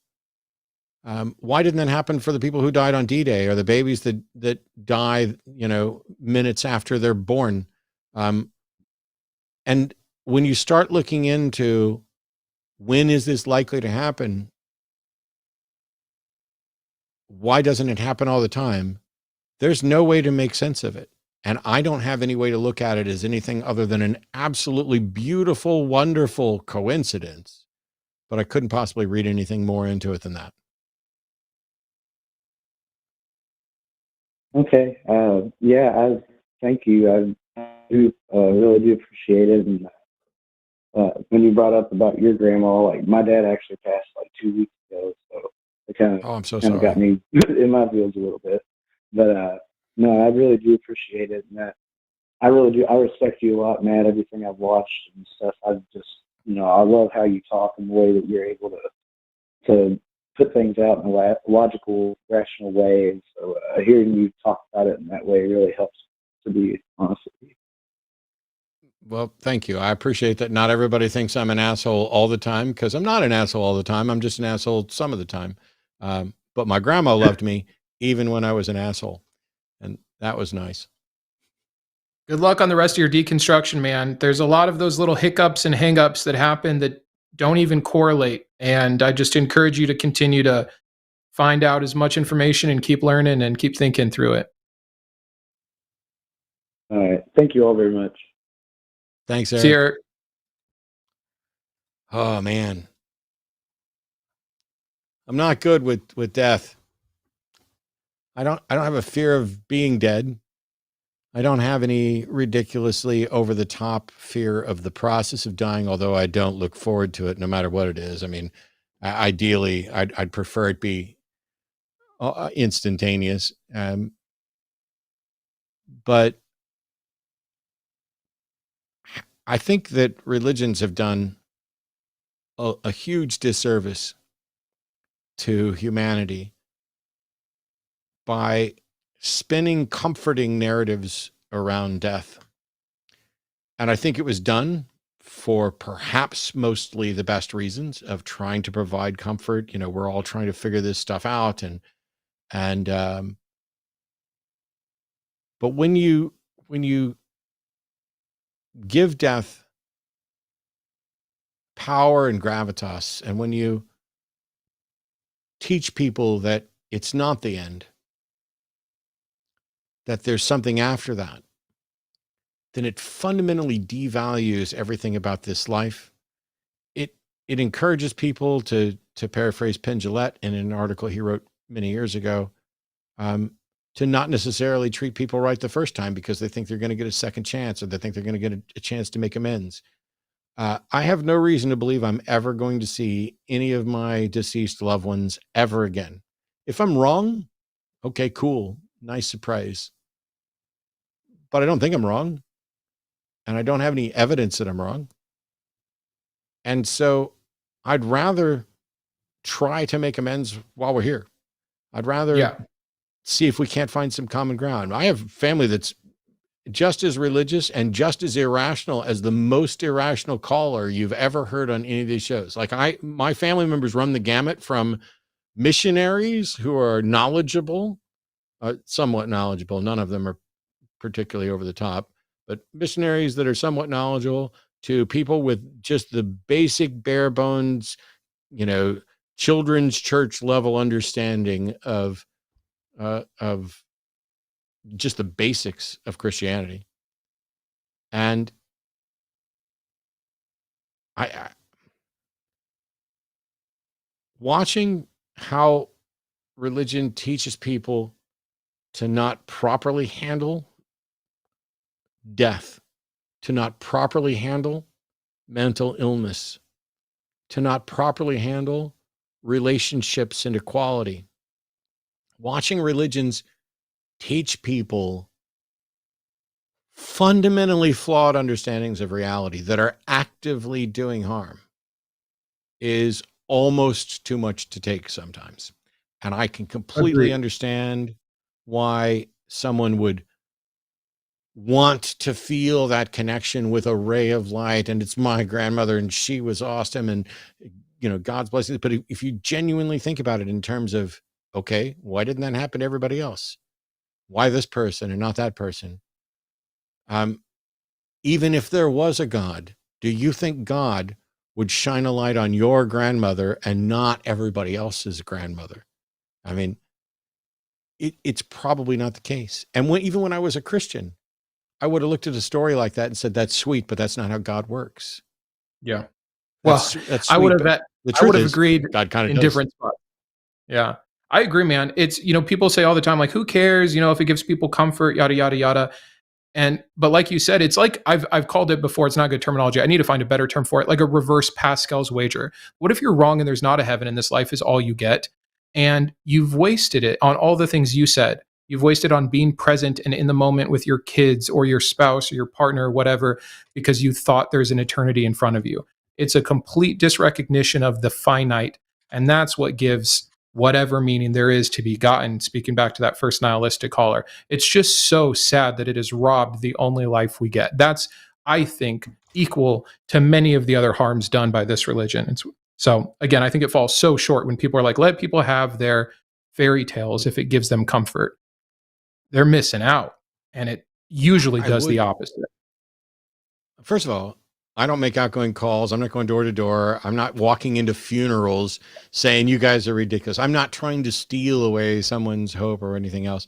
I would be perfectly happy for people to have whatever comforting delusions they wanted if it weren't for, if they existed in a vacuum where they couldn't impact their other thoughts and didn't impact how they voted and treated other people and what rights they were willing to afford people. I would be comfortable letting everyone and just never challenging it. I would do what I did at Christmas time around my family for a decade, which is every time they brought up Jesus or anything like that, I would just, I'd be over in my corner messing on my phone or doing something else or playing a card game and pretending like I didn't hear it. But I will say this, as soon as I was outed and as soon as my family knew that I didn't believe, it fundamentally changed the nature of some of the relationships. A few of them got better. Most of them got worse. But it also changed how much religion was being tossed around at family gatherings and in which context. It didn't change it for a funeral, but it did change it for Christmas. Because once people realized Matt's not like the rest of us, and he's not going to sit quietly. I mean, I wasn't going to, start a fight and ruin dinner. But if we're in a mode where everybody's actively sharing what their thoughts are about it, or somebody's saying, oh, man, the devil's really been coming at me lately. I feel the devil's been coming at me lately. And I was like, oh, what's that feel like? How do you know it's the devil? I would start asking those questions. And when they realized they were going to have to justify some of it, all of a sudden they brought it up a little bit less. Not my mom. My mom will always talk about Jesus whenever she can, including in birthday cards that, anyway. We have announcements. As a reminder, this is we're finishing up an episode here of the Hang Up, my Wednesday night show on the line. Tomorrow is going to be the Transatlantic Call-In show with Katy and Aron, the original TACIS hosts. Get all of your questions in about trans rights issues. And one of the things I loved hearing from, not so much advice. By all means, call into any of the shows looking for advice. There are people who are occasionally really good at giving advice. I think Brandon gave some good advice tonight. I think Katy gave some great advice on Sunday. Take it or leave it as to whether or not I've given good advice. That's not the point. Even though the shows aren't about advice, the network is about building a community. And that means that sometimes people are going to be looking for advice and help, and we will do our best, but we're not trained counselors.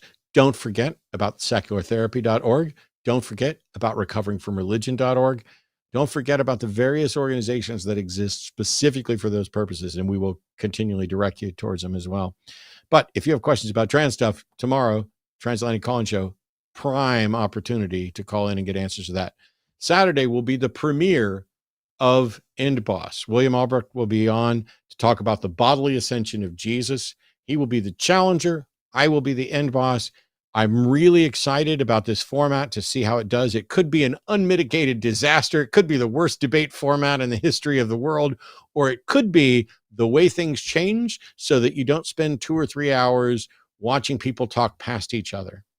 I'm hoping that we can, in an hour, get to the crux of what William believes, why he believes it, why other people should believe it, and then why the End Boss either agrees or disagrees, and why the audience still has questions or doubts. That's it for Saturday. Sunday show will be me and Jimmy on the Sunday show, starting at 2 o'clock and running till, I don't know, whenever we're exhausted. Monday Skeptalk next week will be Erica Got Sick Gibbon. Tuesday's Chewed Gum, the second episode of our brand new show, generally by women, about women, but also about sex. We had a sex therapist on this first episode. Is really good episode. If you haven't watched what happened yesterday on Chewed Gum, I would highly recommend going back and watch it. I watched almost all of it live, but I need to go back and watch the last call or so. And next Wednesday, I'll be back with Dara, the Magic Skeptic, who was supposed to be on last week, and we had technical issues, so we'll be redoing that. Thank you, everybody, for your support. We're going to get super chats here in just a second, but I want to remind you that there are products that you can get. So you don't just have to support the network by liking and subscribing, which you absolutely should do, and going to Patreon and joining there. There's also linemerch.com. You can get your own Go Fuck Yourself sweatshirt, or your gay homie sweatshirt, coffee mugs that are dishwasher safe, t-shirts, and other things like that. All of it goes to help keep this network running so that we can keep new shows coming out like we did with Chewed Gum. On that note, let's get to some super chats. We're going to be reading anything that's over $10 and looking at it. Probably not going to take us too long, but as I say that, who knows, 50 more might come in while we're doing this. But I'll start real quick. $10 from Jared Jerbear Fuller. This Saturday will be the 35th anniversary of my diagnosis with Wilms tumor kidney cancer at age 2.5, March 2nd, 1989. Can I get a hell yeah from the host? Hell yeah, you can get a hell yeah. From the host, chats, and mods for your survivorship. Absolutely. Hail Science is wonderful thing, a 2.5-year-old diagnosed with kidney cancer, That's crazy. surviving 35 additional years. And it's just congratulations, Jared. Ain't science trumps God all day, as far as I can tell. But even if it doesn't, that's awesome. Oh, that's right. You want me to do some of these others. My screen is so far away, Matt. I've barely been able to see. I'll try here. $20 from Greg. Here's some money for, what is this? Elick Beard Night on the hang up. Thanks for the show, Matt and Brandon. Epic Beard Night. Oh, got it. That makes more sense. L and P I are know. pretty close I was to each proud other, that Matt joined me after the last one. 6 months ago, it was just me with the long one. Appreciate you being here, Greg, and for the support. I like Brandon so much, I've started trying to emulate him. I'll start with the beard. Eventually, I'll calm down a little on the shows. We'll see how it goes. $20 from Paul Archibald. About time. Been mooching your content for too long. Thank you all at the line for your brave work. Thanks, Paul. Much appreciated. $10 from Deep Drinks. Awesome, man. Great to see Brandon here. Looking forward to having you on Deep Drinks this week. Yep, I will be on Monday. Matt, your beard is becoming N boss tier. Love it. Question: what's the best piece of advice someone has given each of you? I can answer first. There's so much good advice I have gotten, but one that my dad told me a long time ago is you can have anything you want if you're willing to pay the price. I think there's a couple flaws in there actually, but generally speaking, I think it's really healthy advice for just understanding there's going to be consequences, but if you want something, it's making you check why you want it, if it's worth it, and if you're actually willing to do the things necessary. That's something that's always stuck out. I think the best piece of advice I might have ever got is that while it's tempting to pretend that you know more than you do, it's better to not. We all, and I used to do this way more. I mean, don't get me wrong. I'm sure that I still fall into that trap, but when I kind of caught on that I don't know is sometimes not just the most honest answer for the individual, but it may apply to all of us. It's not that it made me more comfortable with not knowing. It made me more comfortable with acknowledging that I didn't know, because as far as I can tell, most of the things where I don't know, nobody else knows either. We're all trying to do the best we can. And I used to be terrified of public speaking. I did not want to be a preacher, despite the fact that plenty of people thought I was being called to be a preacher, because I was absolutely terrified of standing up in front of people and talking. And when I got the advice of, just say what you know, people are either going to like you or not, agree with you or not. But you don't have to pretend to know stuff you don't know. And that was very, very empowering, because from my perspective, every religion that I'm aware of is the product of people pretending to know things that they don't know. I'm a fan of one particular verse in the Bible that says, "Let God be true and every man a liar." And every word I've ever heard about every God that's ever been proposed has come from a man. 10 pounds for Mystic Mind Analysis. I've said this before, but it's worth repeating for someone like Collier. I believe in a universe that doesn't care and people who do. People give me hope, gods or no gods. Amen. $10 from Monkey at Typewriter. Can we get a little graphic of a hook to pull the more ridiculous callers off stage? Like just to grab their little nameplate and play them off. Great to have Brandon back. Y'all make my week. That's a good idea. By the way, the YGH is your gay homie, which is what somebody said to me, because, they're constantly coming after me for that, as if I'd have a problem saying $10 from the Super Antichrist. And nice little horns there in the picture. So that's better than just a regular Antichrist, because the Super Antichrist tips twice. Okay, so when Adam and Eve were perfect before the fall, that's not what the Bible says. They could choose not to worship God. Let me hit this real quick. At no point does the Bible call God's creation perfect. It says it was good. it is a mistake to pretend that things were perfect and then Adam and Eve messed it up. Things were good, and then Adam and Eve brought sin and death into the world. That's the accurate model of what the Bible actually says. Now, on this thing of could they choose, wow, there's like a gnat in the room, which hadn't been here before. Could they choose not to worship God? I think the Bible is clear, and Greg was monumentally wrong, that everyone, including people who have had direct experience with a God, can still choose not to worship that God. I think that line of argument that God won't reveal himself in a particularly convincing way because then everybody would worship is not only dishonest with respect to what the Bible directly says, and not the least of which is something that Brandon's mentioned twice tonight, that God wants everybody to believe. And what could be more convincing than being convincing, giving you a compelling reason to believe? But if he actually wants everybody to worship, now you're getting something that's closer to what Wes was suggesting.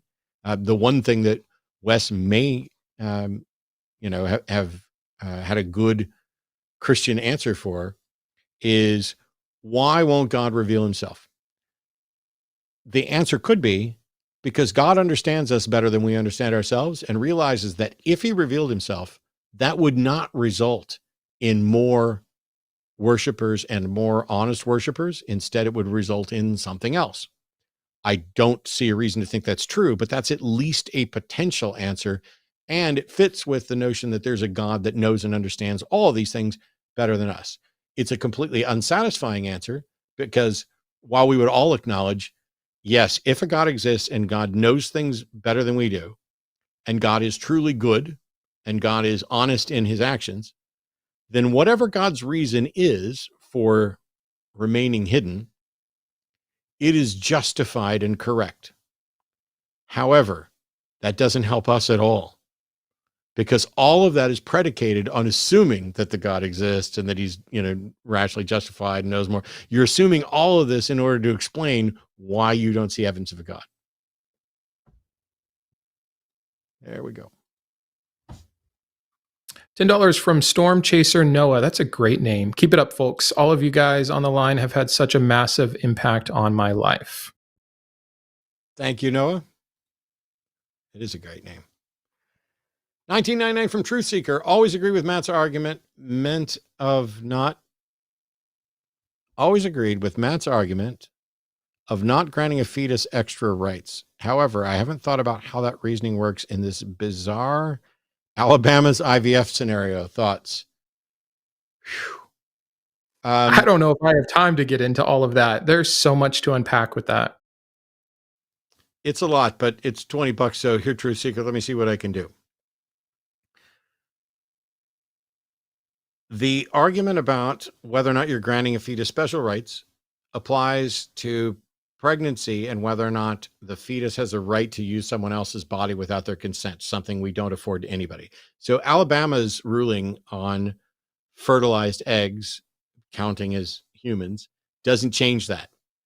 The fertilized egg, whether it's implanted or not, doesn't have a right to use somebody else's body. And if you're implanting it, you want to claim that you couldn't then terminate it, you would then be granting it the same special right you did any other fertilized egg. But a frozen fetus isn't using anybody else's body, so the bodily autonomy argument is largely irrelevant. If somebody tries to claim that they want to give IVF frozen embryos the same rights as other embryos, okay.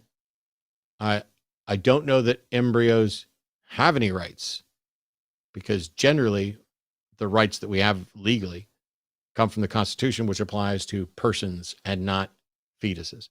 And so what this may do is it may make personhood an issue again, even though I don't think it should be. And that's probably the best I can do right now. But you can try and use the carpool lane. $10 from Jesse Clark. Brandon is my favorite guest. Thank you very much. The first time he was on was the day after I discovered him and love his vids. Will always super chat when he is on if I can. Tangram.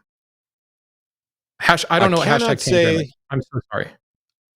I cannot say that Brandon is my favorite guest because that would be unfair to some of the others. But Brandon has quickly become one of my favorite guests to have on. So there you go. Thanks, Matt. Thanks, Jesse. It's diplomatic.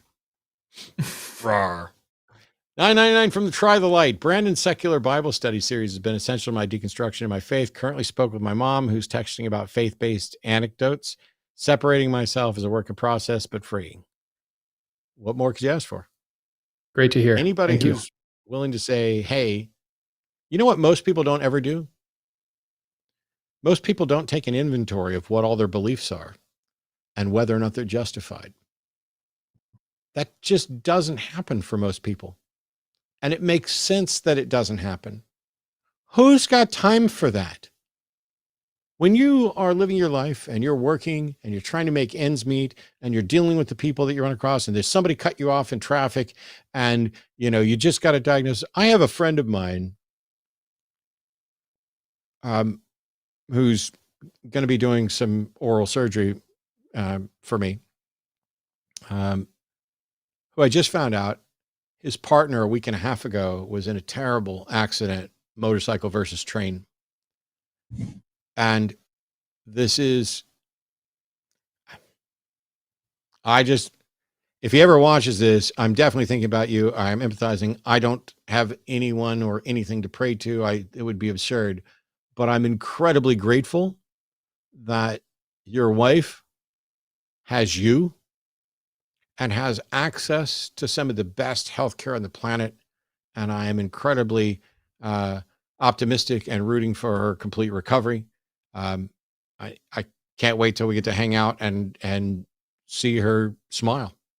But who has time to take inventory of their life? I found myself in a really strange position a number of years ago. I had lost my job after doing outstanding work. I lost my job in part because I did outstanding work. I got my work done 6 months early. And so they didn't have any more work for me to do for 6 months. And so they let me go. And they gave me enough money that I didn't have to work for a year, which made no sense that they would give me a severance package that was almost a year's pay when they only had 6 months of work they didn't do. It was everything to do with reducing headcount in a period. It was Dell, where Dell was transitioning once again to a lower headcount.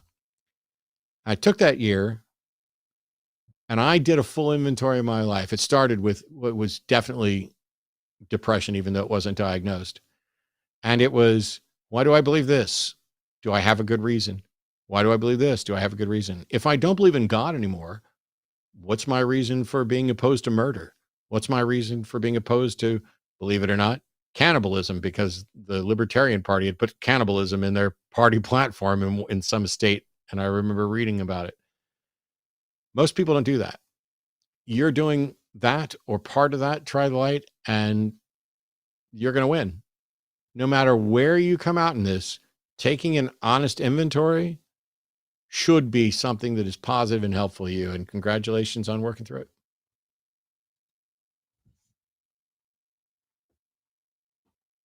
I don't know if it's me or you, but I just talked a lot. Okay, sure. Let's see. $10 from PhD Tony. I cannot express how strongly enough how much I admire this channel's constructive and respectful attitude and dedication to the cause of rationality and morality. Thank you, Tony. 999 from Wesley Commons. Thank you for your time and for the conversation tonight, Wes. Thank you, Wes. Genuinely. Thanks, Wes. I know you and I butt heads, and I'm going to butt heads with a lot of people because I'm asking very specific questions. The questions that I'm asking, they come from me doing this for almost 20 years. And what I think is going to get to the heart of the issue. I'm not always going to be right, but everybody who just answers the question that I ask gets to go on to whatever else afterwards. There are plenty of conversations where Brandon's going to be twice as good as I am. And there are conversations where I might be better than Brandon. I might be better than somebody else. The reason I have Brandon on, the reason I have other people on is because we don't need 10 me's doing this. We need 10 people with different approaches, because somebody's never going to resonate with what I say or how I say it. And somebody's never going to resonate with what Brandon says or how Brandon says it. But if we're both on here, the odds that between the two of us, we can reach a broader audience is greater. And that's why I've done the shows on my own. I don't mind doing it on rare occasions, but I almost always want somebody else here. And I very rarely want somebody who's exactly going to handle the issues the way I do. It's actually wild. It's like, why do we even need both of us? So I love getting the people on like Brandon, who are going to do things a little differently. $20 from Whiskey Spirit Guy. Tonight was a roller coaster. I was thinking the same thing, but a great show as always. Can't wait to see Brandon on again. Matt, don't forget to hide your cereal from Jimmy. That's fair. I don't know the context for that. We'll do what we can to get Brandon back on. Of course, I'm easy like that. $20 from Game Boy. 2 beards, 1 line. Love both of you. Luckily, my parents taught me a lot of different religions to the point that I was shocked when learning that some mates at school really believed a lot of it. And there's a follow-up here from Game Boy as well, which is the first time a mate asked me what God I believed in, I said I got some Thor posters in my room. Nice. It's there's an old quote, it's not mine, even though somebody tried to give me credit for it. And that is, if you teach a child one religion, you indoctrinate them. And if you teach them many religions, you inoculate them. I'm a fan of comparative religions courses. I wish I'd have come up with that. If I'd have written something like that, I mean, that'd be my number one t-shirt. Whoever came up with that was way better at this. Comparative religions courses, I think, should almost be required and not an elective, but I'm glad they exist as an elective. I remember sitting in my class going, man, everybody else believes some really weird stuff. I can't, right. How fortunate am I that I was born into a family that believes the one true, accurate religion? Yeah. And now, of course, I look back at that and go, just having that thought and being consciously aware of having that thought was so crucial to my eventual deconstruction. To go back and think that I used to think all this was weird, except for mine. And now the one that was mine, not only is it weird, it's one of the weirdest. I think so too. It's so funny. It's probably not actually one of the weirdest. I think if you like measured it all up, I think Mormonism and Scientology come out ahead of the version of Christianity. But the fundamentalist, evangelical, Southern Baptist, there's some freaking weirdness there. I would still think part of me wants to say Catholicism is weirder because of the transubstantiation stuff, but Catholics are okay with evolution. So it's wild. And the final super chat of the night. $10 from Nitty. Keep setting the apologist algorithm ablaze. Brandon rocks and your gay homie. And okay, so I don't know what GFYJ. Sorry guys, I don't know what all these are. GFYJ is go fuck yourself, Jimmy. Ah, okay. Because Jimmy doesn't take compliments well, and once he said, I'd rather people just say go fuck yourself. And so that became a thing, and everybody's like, instead of saying thank you. Yeah, he should have been more careful. GFYJ genuinely just means thank you to Jimmy. Awesome stuff. Thanks everybody for tuning in tonight. Huge thank you to Dragon for call screening, to Cookies and all of our mods for keeping the chat wonderful, to Brandon for being here to kind of help balance things out and just have a great fun discussion. And a special thank you to the wonderful, beautiful, brilliant, talented, and probably already high Arden Hart down the hallway producing this show. Don't forget to tune in to TACIS tomorrow.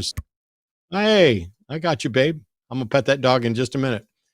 TACIS tomorrow, Transatlantic Call-In Show with Arden and Katy. Don't forget about all the other shows, and don't forget that we start a new show on Tuesdays called Chewed Gum with Eve Was Framed. Tune in next Tuesday.